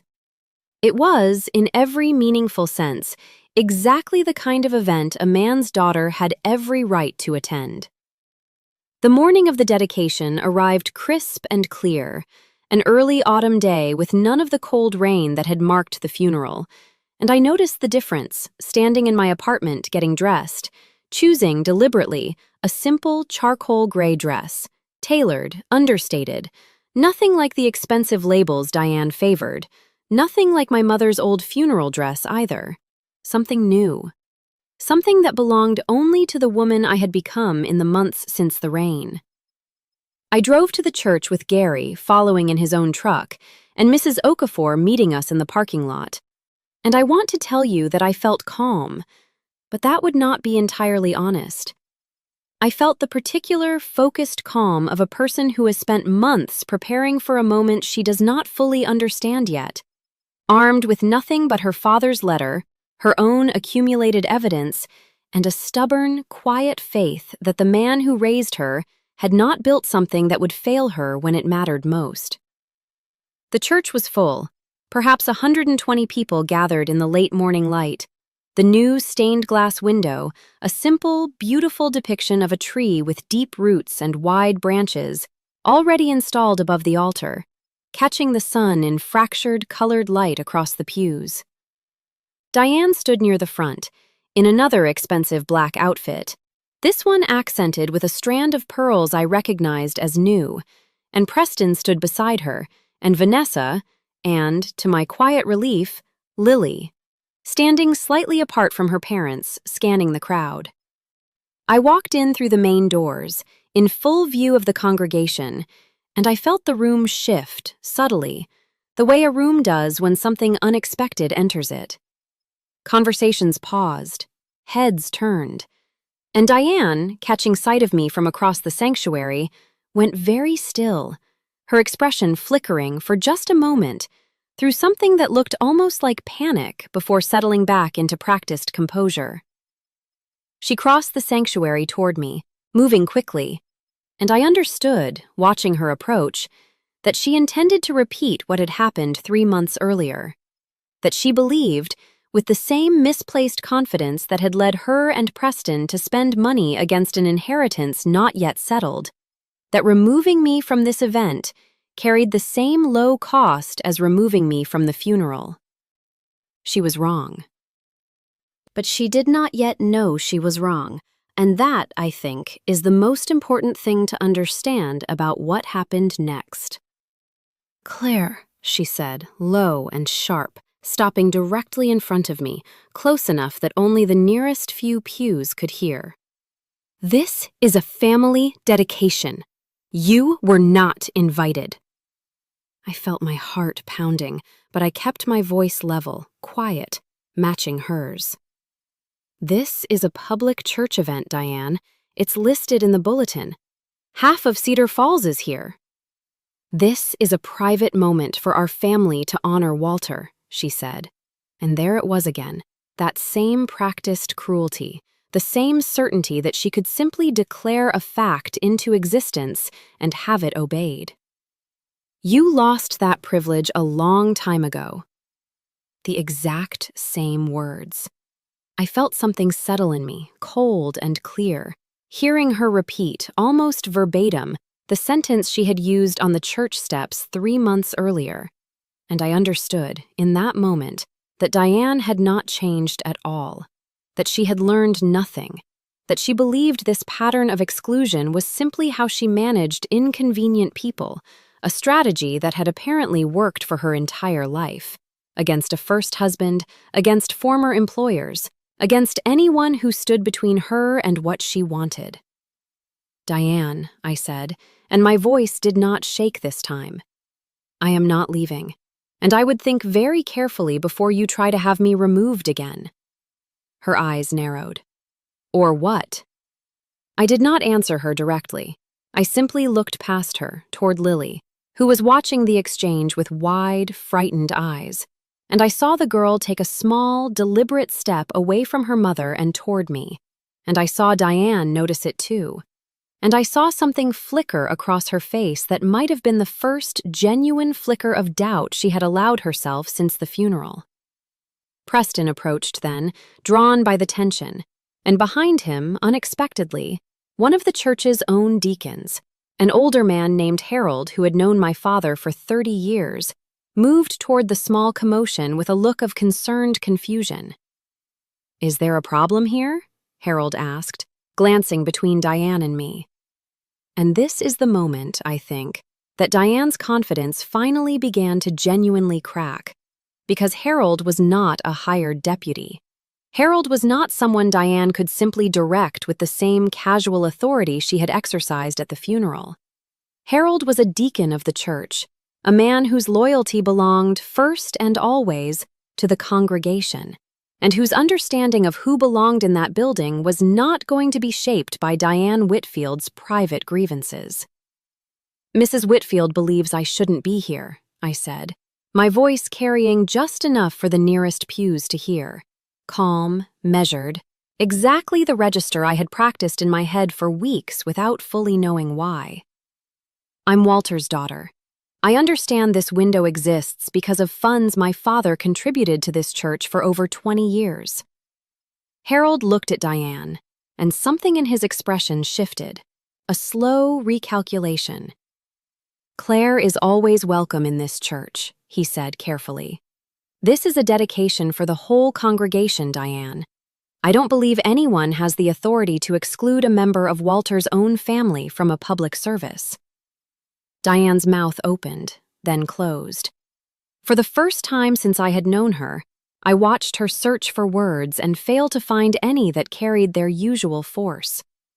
Preston, standing beside her, looked from Harold to me to his mother-in-law turned stepmother figure with an expression of genuine uncertainty, as though the ground beneath a plan he had never fully questioned had just shifted without warning. "Fine," Diane said finally, her voice tight, controlled, but carrying an edge I had never heard in it before. "Fine, stay, but do not make this about yourself, Claire. This day is about Walter." "This day is about Walter," she said, having just spent 90 seconds trying, once again, to remove his daughter from an event held in his honor. I did not respond to the irony aloud. I simply walked past her, toward an empty seat 3 pews back, and as I passed, Lily broke away from her parents entirely and slipped her small hand into mine. "I'm glad you're here," she whispered. I held her hand through the entire dedication, through the pastor's remarks about my father's decades of quiet generosity, through the unveiling of the window itself, through a hymn my mother used to hum while doing dishes, and I felt, sitting in that pew with my niece's hand in mine, a grief so large and so specific that it took everything in me not to let it show on my face. My father was gone. He would never know that his window had been dedicated, never see the light through that glass, never know that his daughter had sat in this church on this day holding his granddaughter's hand, having survived, by inches, another attempt to erase her from his story. But I also felt something else, something that had been building quietly for months, a steady, cold certainty that whatever my father had built into that sealed codicil, this moment, this exact moment, had almost certainly just triggered it. I did not know it yet, but Harold, the deacon, along with 3 other congregation members who had witnessed the confrontation at the door, would each independently mention it to Arthur Kessler within the week, unprompted, simply because small towns talk, and because the sight of Diane Whitfield attempting, in broad daylight, at a public church dedication, to exclude Walter Whitfield's own daughter was the kind of thing people remembered and repeated. Diane had done it again. And this time, there were witnesses standing in the light of my father's window, watching every second of it. The phone call from Arthur came 4 days after the dedication, on a Thursday evening while I was closing the store, counting the register with the same careful attention my father had taught me decades earlier. "Claire," he said, and there was something different in his voice this time, something I had not heard in the months since my father's death, a kind of quiet, contained energy that made my pulse quicken before he had said anything of substance. "I need you to come to my office tomorrow morning. Alone." "Arthur, what's happening?" "I received 4 separate accounts this week," he said. "From Harold Whitfield, no relation, the deacon at Cedar Falls Community, and from 3 other congregation members, describing an incident at the stained glass dedication in which Diane Whitfield attempted to exclude you from the service, was directly overruled by church leadership and made statements consistent with the same conduct witnessed at your father's funeral 3 months prior." He paused, and I could hear him choosing his next words with the same careful precision he brought to everything. "Claire, I believe the condition your father specified in the 3rd codicil has now been satisfied, and satisfied unambiguously, with independent witnesses on 2 separate occasions. Tomorrow, I am going to petition the Cedar County Probate Court to schedule a formal reading." I sat down heavily on the stool behind the counter, the same stool where Lily used to sit while her grandfather taught her to identify wrenches, and I felt my chest tighten with something that was not quite fear and not quite triumph, but some trembling combination of both. "Arthur," I said slowly, "tell me what's in it. Please." There was a long silence on the line, and then, for the first time in 3 months, Arthur Kessler broke his own careful discretion, just slightly, just enough. "I can tell you this much now, because it will become part of the public record soon regardless," he said. "Your father's 3rd codicil establishes a specific documented condition. If, following his death, any beneficiary named in his will, or any person acting in concert with a beneficiary, is found by the probate court to have knowingly and intentionally excluded his daughter, Claire Elizabeth Whitfield, from his funeral, memorial, or any service held publicly in his honor, that beneficiary forfeits their entire share of his estate. The forfeited share passes, in full, to you. I did not speak for a long moment. I could not. Claire? Say that again, I whispered. Your father built a forfeiture clause, Arthur said gently. A poison pill in the language we sometimes use. He suspected, based on things he witnessed before he died, that Diane and possibly Preston would attempt to exclude you from honoring him publicly, out of spite, out of a desire to control the narrative, out of the same pattern of cruelty he had watched them practice against you for years. And he built a legal mechanism that turned that specific cruelty, if it occurred, into the instrument of its own punishment. He could not stop them from being who they are, Claire, but he made sure that if they showed you who they truly are one more time, at the moment he could no longer be there to defend you himself, the law would answer for him. I thought, sitting on that stool, about my father's letter. I built something to make sure that whatever else happens, the law itself will say otherwise. I understood, finally, completely what he had meant. What happens to Diane's share? I asked. To Preston's? That is precisely what the probate judge will determine, formally in open court, Arthur said. But based on the plain language of the codicil, and based on the documented evidence of what happened both at the funeral and at the dedication, I believe the forfeiture applies to both of them. Diane's excluded you outright, publicly on both occasions with witnesses. Preston did not initiate the exclusion, but the codicil's language extends to any beneficiary who, quote, participates in, assists, or fails to intervene against such exclusion when reasonably able to do so. Your brother stood beside Diane at the funeral and told you not to make a scene while a deputy removed you. He did not object at the dedication either. I believe the court will find that conduct sufficient. I sat with that for a long time after we hung up, alone in the store my father had built, surrounded by the particular quiet of a small business after closing, the hum of the refrigerated case in the back, the faint smell of sawdust that had never fully left the building in 40 years. I thought about the $62,800 Preston had embezzled, sitting quietly in Arthur's file, ready to be presented alongside whatever the codicil revealed. I thought about Rosalind Ferris's statement about Diane's history at the trucking company.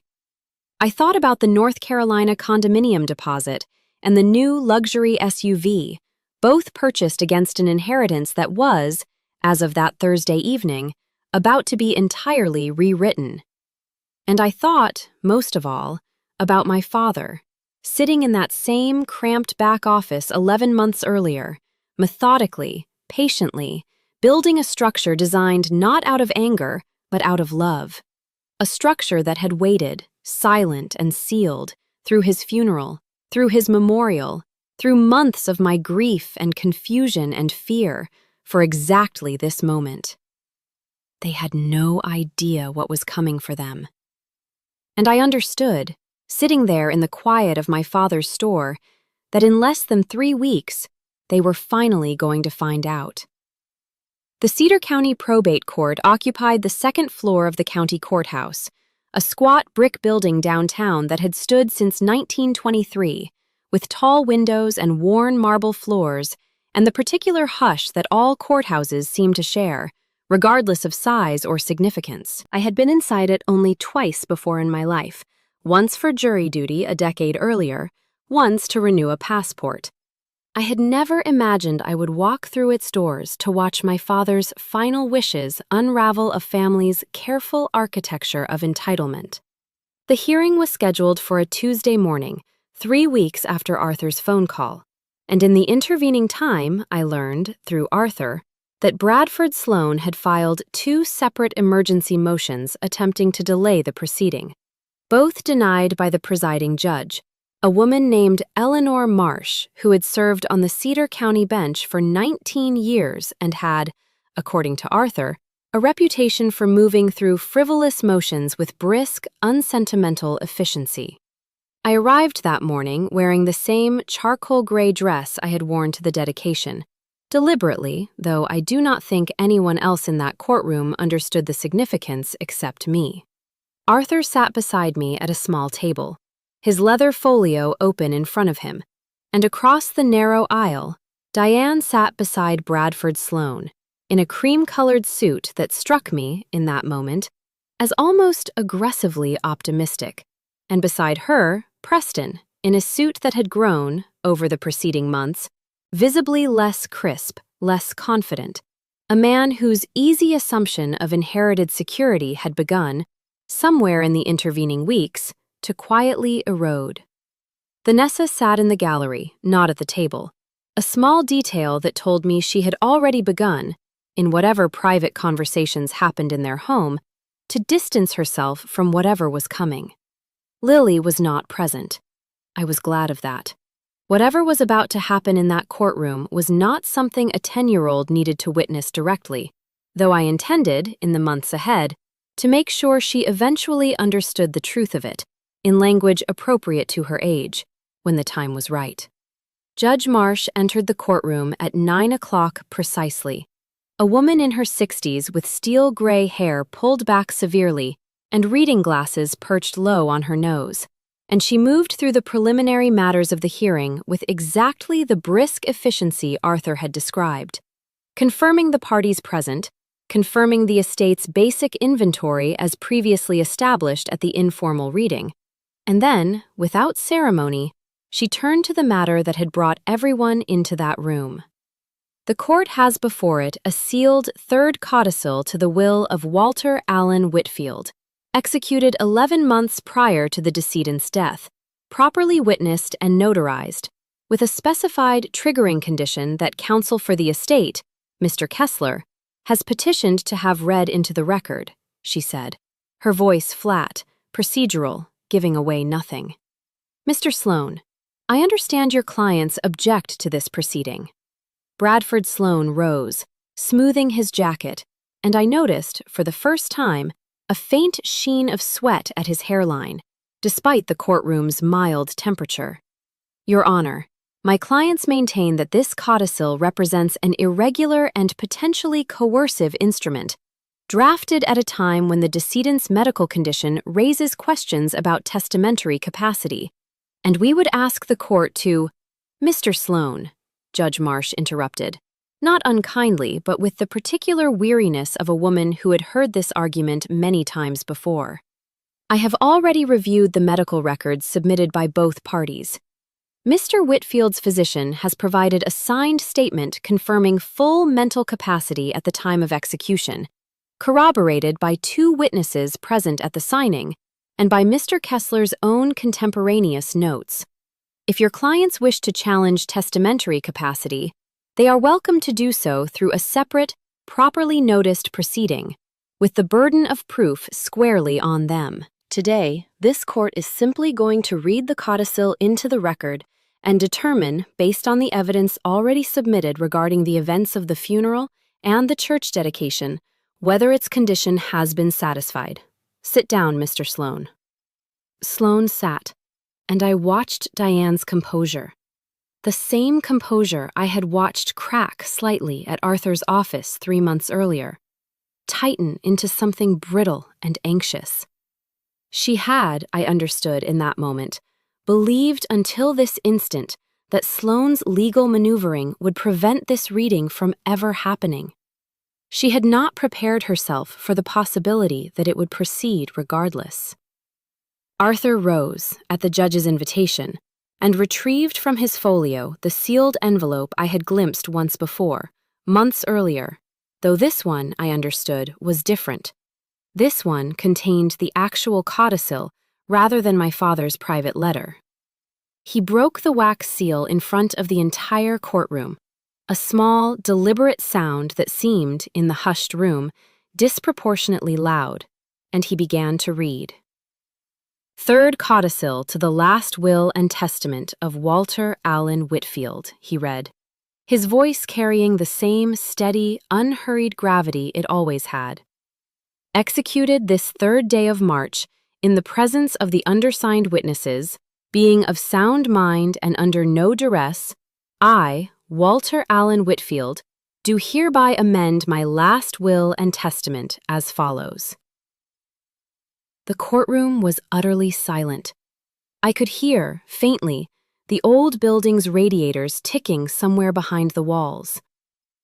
I have observed, over the course of the past several years, a pattern of conduct by certain members of my family toward my daughter, Claire Elizabeth Whitfield, which I believe reflects a fundamental disregard for her dignity and her rightful place within this family.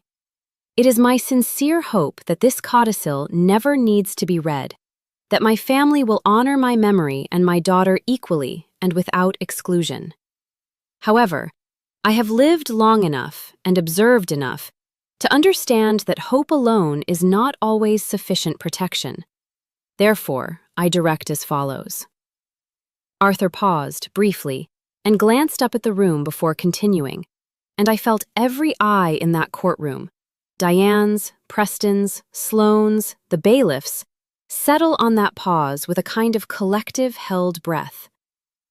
In the event that any beneficiary named in my last will and testament, or any person acting jointly with, in concert with, or at the direction of such a beneficiary, knowingly excludes, obstructs, or prevents my daughter, Claire Elizabeth Whitfield, from attending my funeral, my memorial service, or any public or private event held in my honor following my death, that beneficiary shall immediately and irrevocably forfeit their entire share of my estate as designated in this will, and their forfeited share shall pass, in full, to my daughter, Claire Elizabeth Whitfield, outright and without condition. This provision is not intended as an act of vengeance, but as a final safeguard, ensuring that whatever affection or obligation my family fails to extend to my daughter voluntarily, the law of this state, and the clear and documented intent of this testator, shall extend on my behalf. Diane made a small, involuntary sound, something between a gasp and a strangled word, and I watched her hand grip the edge of the table in front of her, her knuckles whitening. Arthur continued reading, his voice steady. I direct that any dispute regarding whether this condition has been satisfied shall be resolved by the Cedar County Probate Court, based on evidence including but not limited to witness testimony, and that the court's determination shall be final. I make this provision with a clear mind, with full understanding of its consequences, and with the sole intention of ensuring that my daughter, who cared for me faithfully and without complaint through the most difficult years of my life, is never again made to feel that she does not belong within her own family. He set down the document. The room remained silent for a long moment, and then Judge Marsh removed her reading glasses, folded them deliberately, and looked out over the courtroom with an expression that gave away nothing of what she was about to say.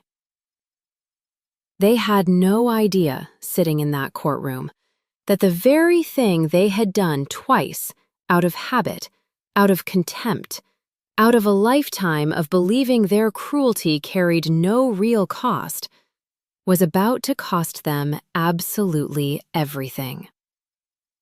The court has reviewed the sworn statements submitted regarding the events of the funeral held for the decedent and the subsequent dedication ceremony at Cedar Falls Community Church, Judge Marsh said, her voice carrying the flat, procedural cadence of a woman who had presided over hundreds of estate disputes and had learned, long ago, not to let her own reactions color her language.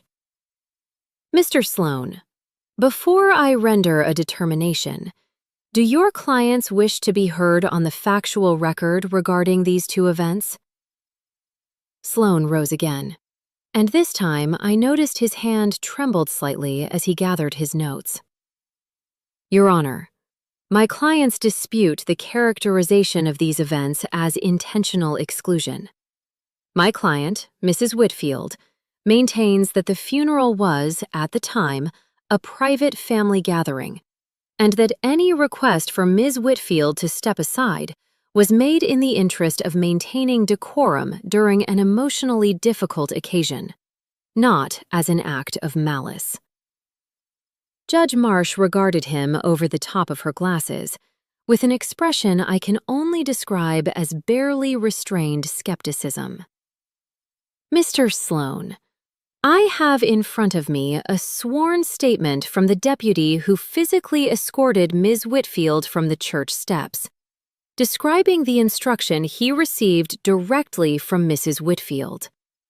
I have 4 separate sworn statements from congregation members describing a nearly identical incident at a public church dedication 3 months later, in which Mrs. Whitfield can be quoted, and I am reading directly from the deacon's statement now, as telling Ms. Whitfield, quote, "This is a private family service.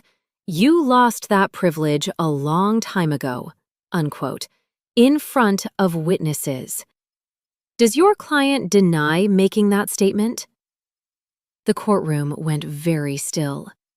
Diane's face had gone pale, the practiced composure finally entirely gone.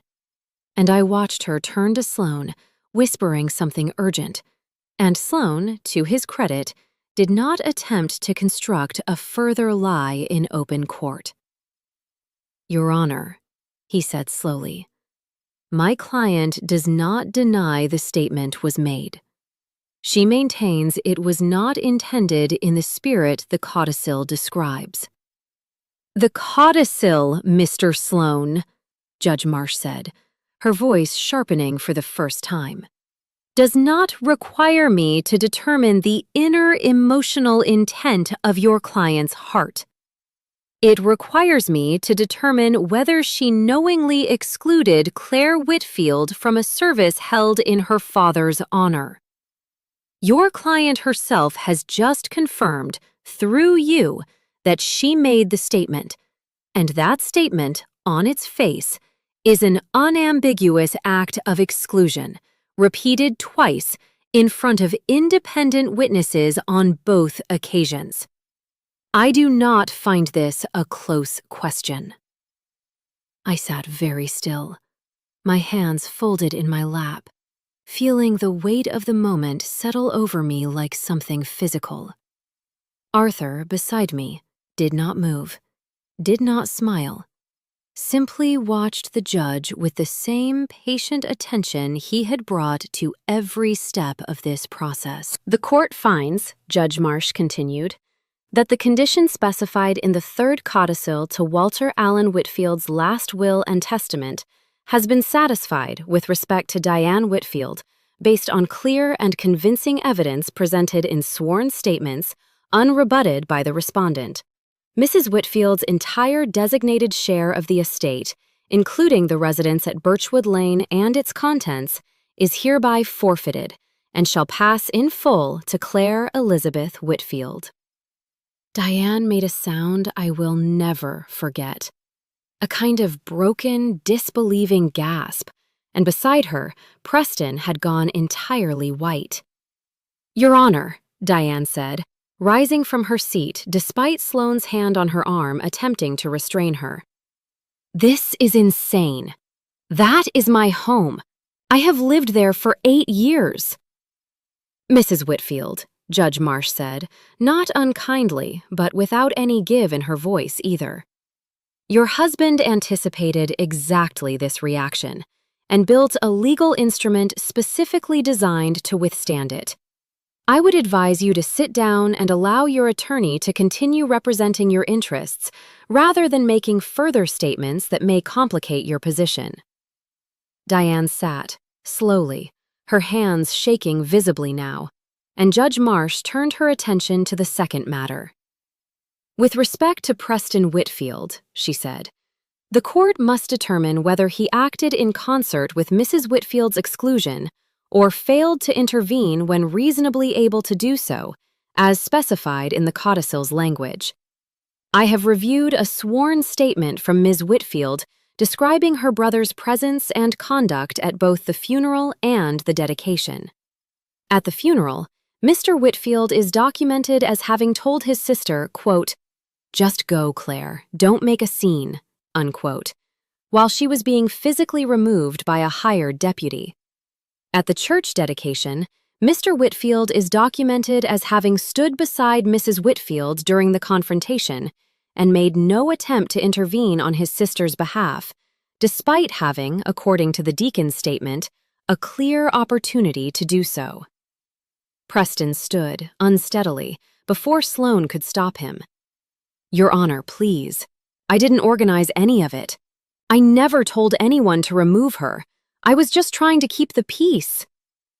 "Mr. Whitfield," Judge Marsh said, and there was something almost weary in her voice now, the particular weariness of a woman who had heard many people attempt to reframe complicity as neutrality. "Keeping the peace, in the circumstance your father described in this codicil, required you to object to your sister's physical removal from her own father's funeral. It required you to object to her exclusion from a public dedication ceremony honoring the same father. Silence, in the face of a family member's public humiliation, is not neutrality, Mr. Whitfield. Your father anticipated this exact defense and wrote language broad enough to encompass it.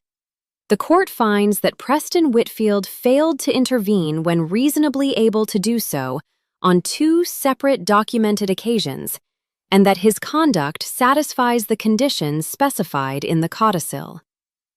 I watched my brother's face crumple, watched 44 years of easy, unquestioned entitlement collapse in real time, and I felt, unexpectedly, a flicker of something that was not quite pity, but was not entirely separate from it either. Mr. Whitfield's designated share of the estate, Judge Marsh continued, including the rental property on Larch Street, the remaining 40% interest in Whitfield Hardware and Feed, and the contents of the associated checking account, is hereby forfeited and shall pass in full to Claire Elizabeth Whitfield. The courtroom fell into a stunned, ringing silence. Preston sat down heavily, his head in his hands, and Diane stared straight ahead at nothing, her face a mask of disbelief that had not yet fully processed what had just been taken from her. I sat very still, my heart pounding, and I understood in that moment that I now owned entirely everything my father had built. The house on Birchwood Lane, the duplex on Larch Street, the store in full, 100%. And I understood, too, watching Diane's hands shake and Preston's shoulders curl inward, that this was not the triumphant, cinematic victory I might once have imagined in some private, wounded fantasy. It felt instead heavy and sad, and entirely, irreversibly real. But Judge Marsh was not finished.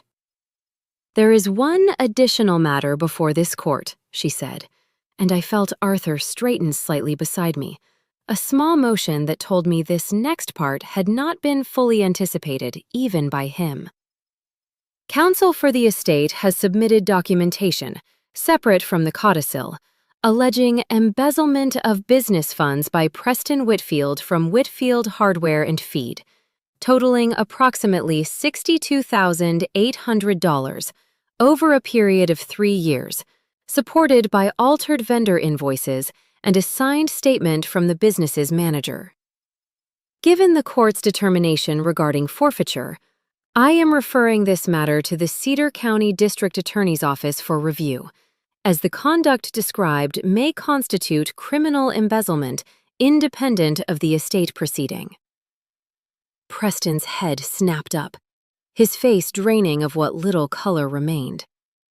"Your Honor, I can explain that. Those were loans my father knew about." "Mr. Whitfield," Judge Marsh said, her patience visibly thinning. "You will have the opportunity to explain that to the district attorney's office, with the assistance of criminal counsel, should charges be filed. This court's role today is limited to the civil estate matter. I am simply ensuring the appropriate authorities are made aware. She turned back to the room at large. This concludes the reading of the third codicil and the court's determination regarding forfeiture. The estate's final distribution, incorporating today's ruling, will be formalized within 30 days. This hearing is adjourned.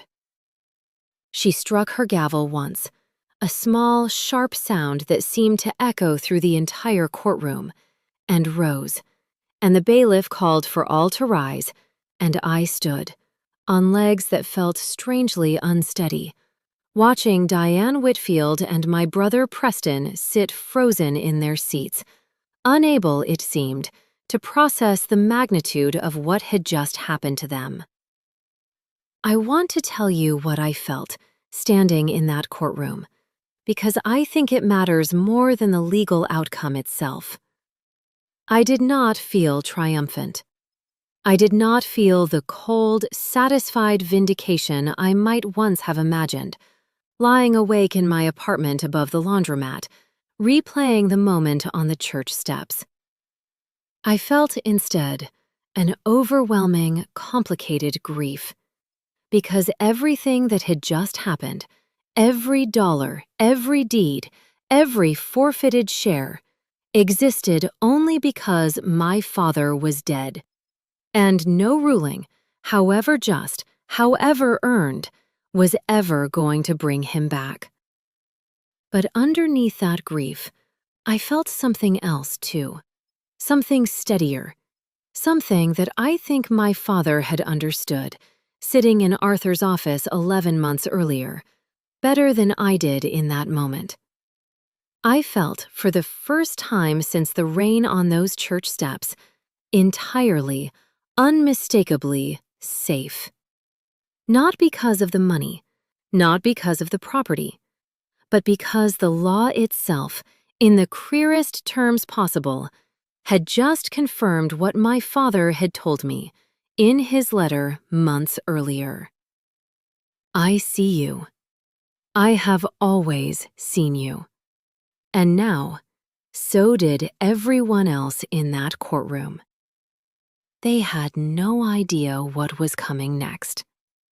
But by the time they walked out of that courthouse, they finally understood exactly what they had lost. The days that followed the hearing unfolded with a strange, disorienting quiet, the particular hush that follows any explosion when the debris has not yet been fully surveyed and the people at the center of it are still learning to breathe in the new shape of their lives. I want to tell you what happened to Diane and Preston in those weeks, not out of cruelty, but because I think their collapse illuminates something important about the pattern they had spent years building, a pattern that, once the money and the property were removed from it, revealed itself to have very little underneath. Diane called me 4 days after the hearing. I almost did not answer, staring at her name on my phone screen for a long moment before finally accepting the call, curious, I think, more than anything else, to hear what she would say now that the ground had shifted so completely beneath her. "Claire," she said, and her voice was different than I had ever heard it, thin and cracked, and stripped of every ounce of the polished authority she had always carried. "I need to talk to you about the house." "What about it, Diane?" "I have nowhere else to go," she said, and I could hear, beneath the words, something that might have been genuine fear for the first time since I had known her. "I put everything into that house. My furniture, my clothes, 8 years of my life. Please, Claire, I'm not asking for the deed. I'm asking for time, a few months, just to figure out where I'm going to live." I sat with that request for a long moment, feeling the pull of old instincts, the instinct to soften, to accommodate, to smooth over conflict the way I had been trained to do for years. But I thought, too, about the church steps, about the rain, about Diane's hand flat against my chest and the deputy's grip on my arm, and about the letter my father had written, the letter I now understood he had written precisely because he anticipated a moment exactly like this one. A moment when the woman who had wronged me would come asking for mercy she had never once extended to me. "I'll give you 60 days, Diane," I said finally. "Not because you've asked nicely, because my father would have wanted me to be fair, even when I don't have to be. But I want to be clear, this is not a negotiation. 60 days, and then the house is mine to do with as I choose." There was a long silence on the line, and then, quietly, almost inaudibly, Diane said something I never expected to hear from her. "I'm sorry, Claire. For the funeral. For all of it." I did not respond right away, because I did not entirely trust the apology, and because some part of me understood that it had arrived only once every alternative had been exhausted, once the money and the house and the legal maneuvering had all failed, once there was nothing left for her to do but ask, plainly, for the thing she had never once extended to me. "Grace. I hope you find somewhere good to land, Diane," I said finally. And I meant it, in the strange, complicated way you can mean well for someone who has hurt you badly, once the fight is over and there is nothing left to win or lose. But I'm not going to pretend the last 3 months didn't happen. 60 days. I'll have Arthur send the paperwork. I hung up, and I sat for a long time in the quiet of my apartment, feeling the particular exhaustion that follows any confrontation you have prepared for and finally survived. Preston's collapse took longer and was, in its own way, more painful to witness, because unlike Diane, whose cruelty toward me had always been uncomplicated by any real history of love, Preston had once been my brother in every sense that mattered, and watching him unravel carried an old grief alongside the new one. The district attorney's office moved on the embezzlement referral within 3 weeks, and Preston was charged with felony theft in the 2nd degree, a charge that, given the documented pattern over 3 years and the amount involved, carried the possibility of actual prison time, though his attorney, a man considerably less polished than Bradford Sloan, would eventually negotiate a plea deal involving restitution and probation, given Preston's lack of any prior criminal record, and his willingness to cooperate fully once the evidence made denial pointless. Vanessa left him 6 weeks after the hearing. I learned this, as I learned most things in those months, through the particular efficiency of small-town gossip, filtered through Delia, who heard it from a friend who worked at the county clerk's office where Vanessa filed the paperwork. She took Lily and moved back to her parents' home in the next county over. And I understood, hearing this, that whatever had bound Vanessa to Preston, the luxury vehicles and the vacation planning, and the comfortable assumption of inherited wealth, had been in the end considerably stronger than whatever love might have existed underneath it. I did not gloat over any of this. I want you to understand that clearly, because I think it would be easy, telling this story, to slide into a kind of satisfied cruelty that I do not believe my father would have wanted from me, and that I do not believe, looking back, I actually felt.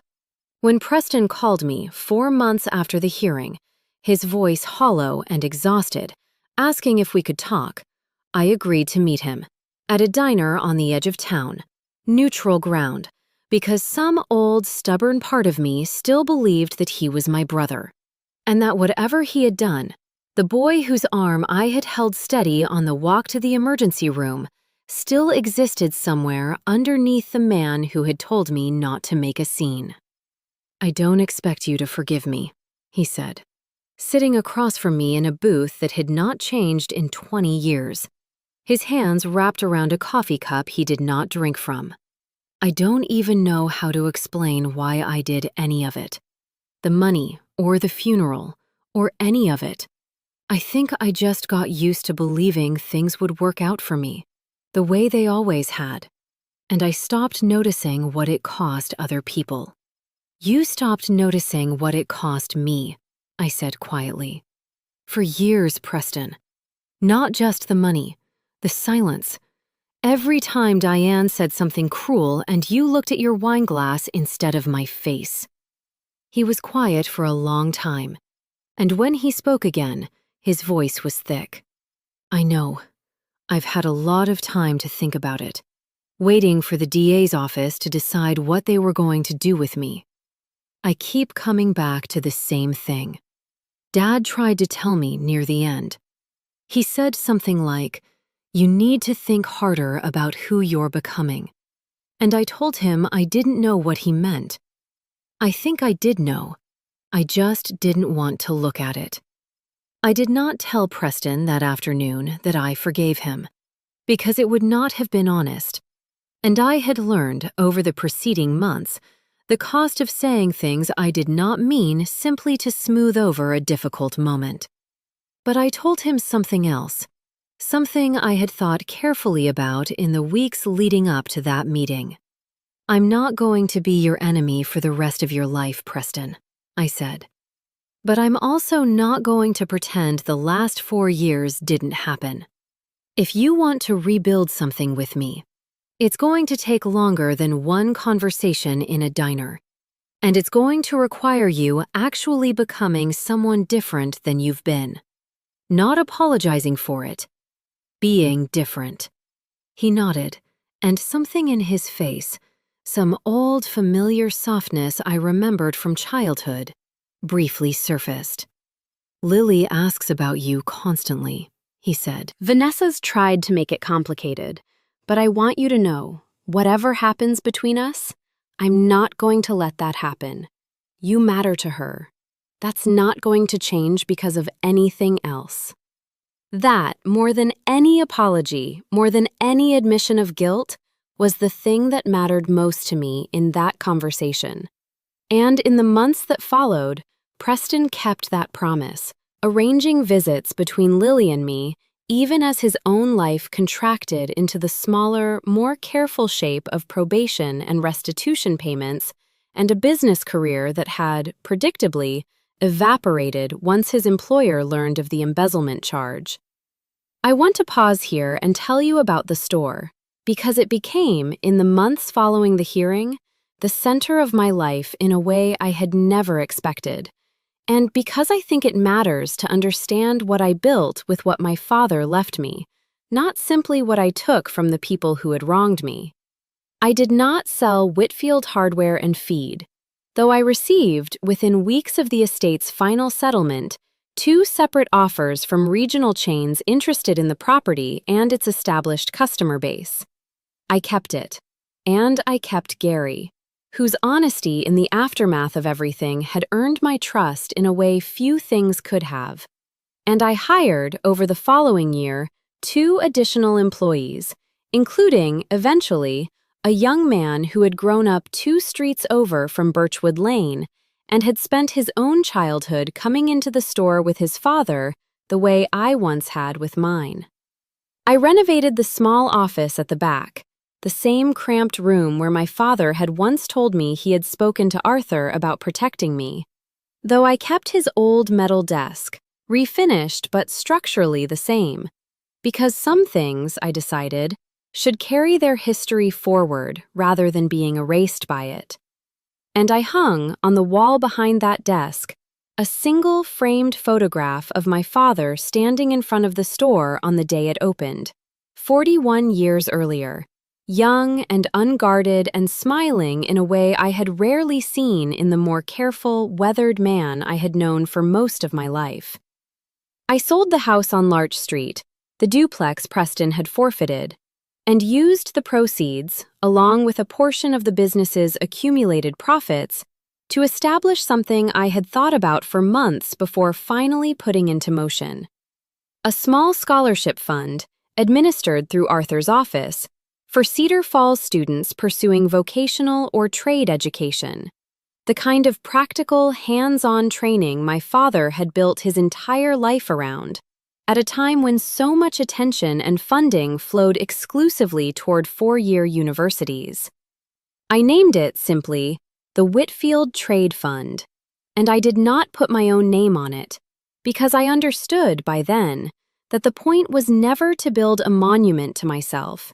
It was to build something that would outlast both my father's cruelty at the hands of his family and my own grief in surviving it. I kept the house on Birchwood Lane, Once Diane's 60 days had passed and the last of her belongings had been moved out. A process that happened, in the end, without the confrontation I had braced myself for. She hired movers, quietly. On a Tuesday, I happened to be at the store, and by the time I drove past that evening, the house sat dark and empty, waiting, in its own patient way, for whatever came next. I did not move back in immediately. I want to be honest about that, because I think it reflects something true about grief that people do not often discuss.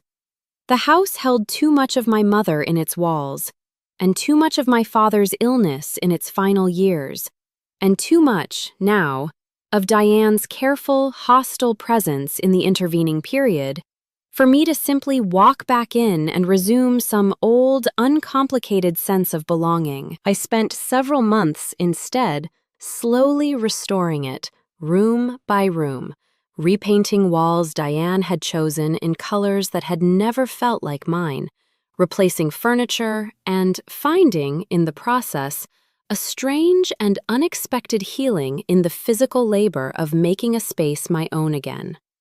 It was Lily who helped me choose the paint for what had once been my childhood bedroom, on a weekend visit arranged, with surprising grace, by Preston 6 months after the hearing. "This one," she said, pointing to a pale sage-green swatch. "It looks like the color outside Grandpa's store in the spring, when the leaves first come in." I looked at her, this 11-year-old girl with her grandfather's steady brown eyes, and felt something in my chest that I can only describe as a quiet, fierce gratitude.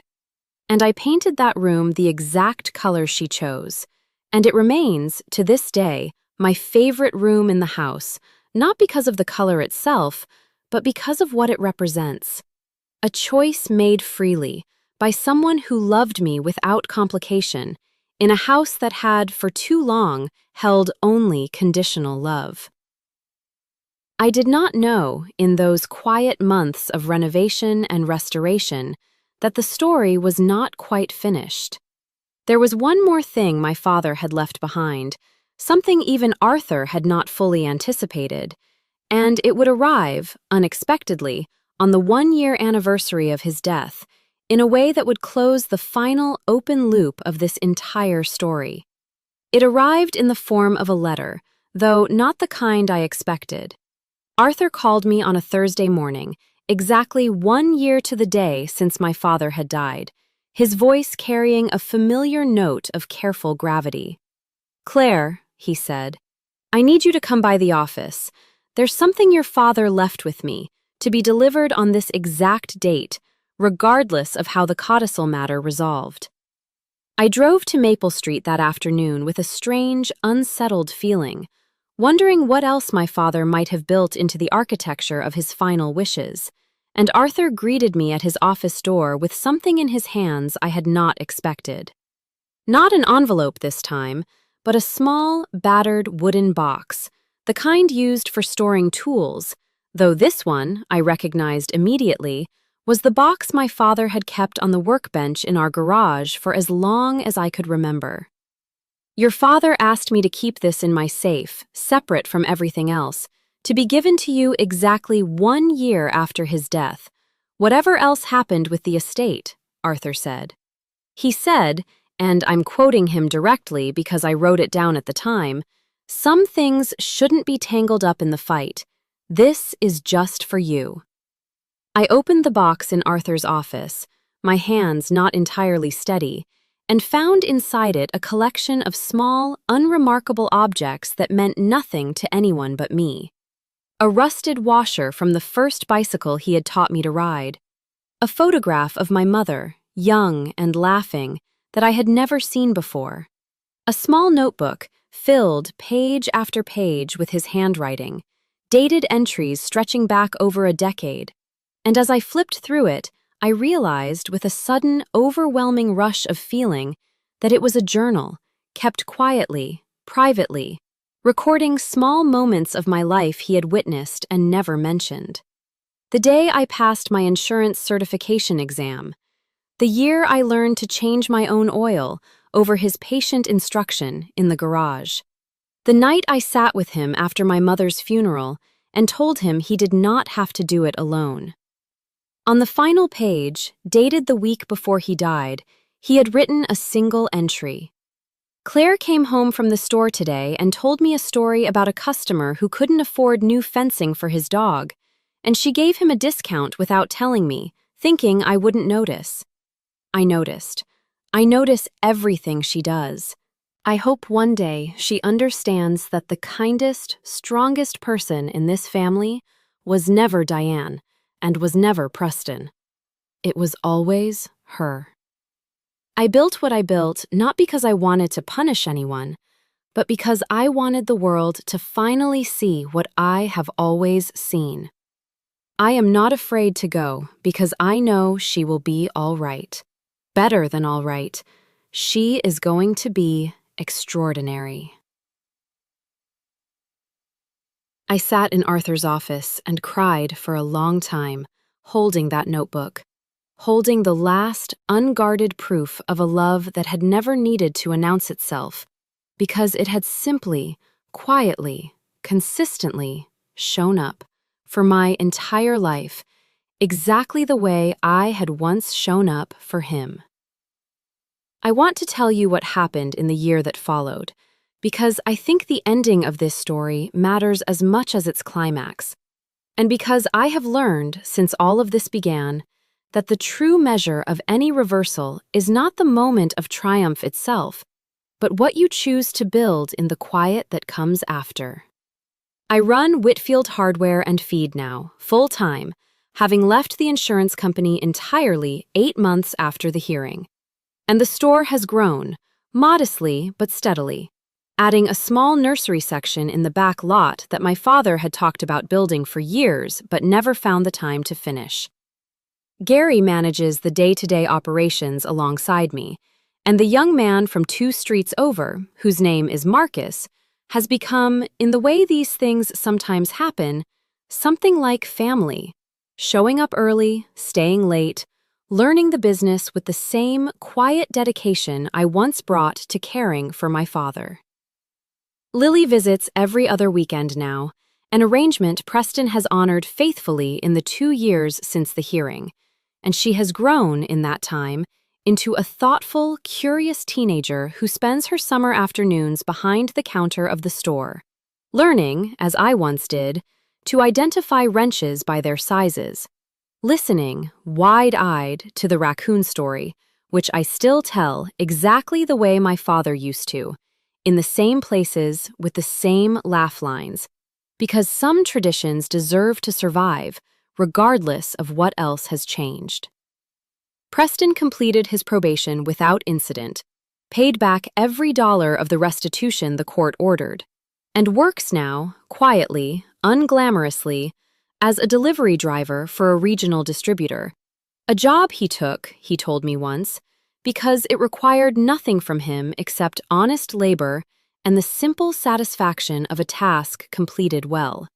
Something he said he had never once understood the value of until he lost everything else. We are not close, not in the way we once pretended to be, back when our closeness was built on my silent accommodation of his silence. But we are, I think, honest with each other now, in a way we never managed to be before. And honesty, I have learned, is worth considerably more than the comfortable, hollow peace we once mistook for family. Diane, as far as I know, moved to a small apartment 2 counties over and works, according to the last thing I heard through the thinning threads of small-town gossip, as a receptionist at a dental practice.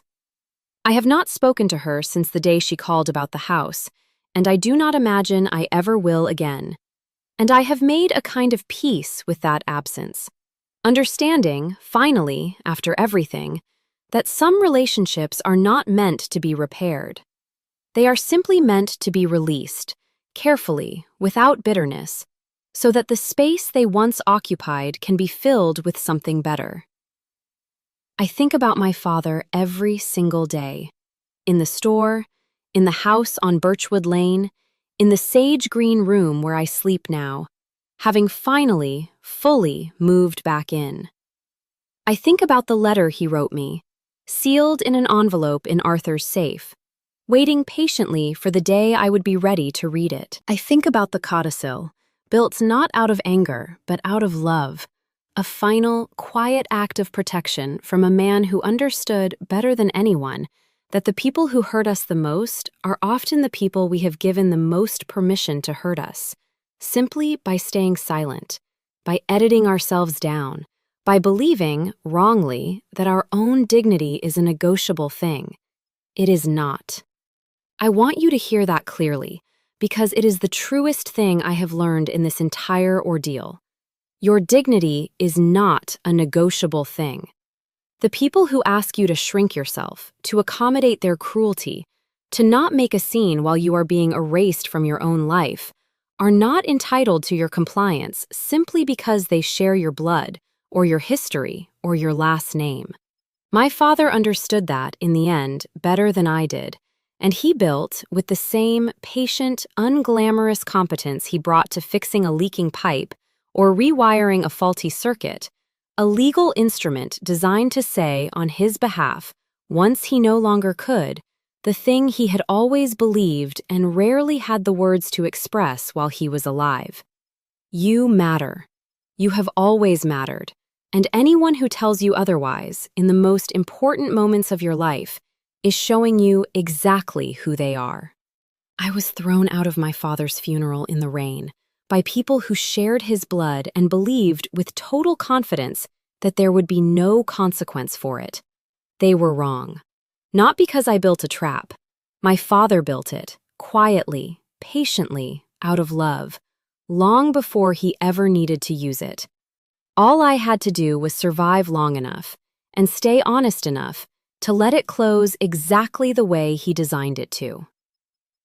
If you have ever been the one in your family who did everything right and still ended up standing outside in the rain, I hope this story reminds you of something important. Your worth was never up for a vote. And sometimes, the people who love us most leave behind more protection than we ever knew to look for, waiting quietly, patiently, for the exact moment we need it most. Have you ever had a family member show you exactly who they were in a moment you least expected it? I would love to hear your story in the comments below. And if this story meant something to you, if it reminded you of your own worth or your own quiet strength or your own father's love, please take a moment to like this video and subscribe so more stories like this one can find the people who need to hear them.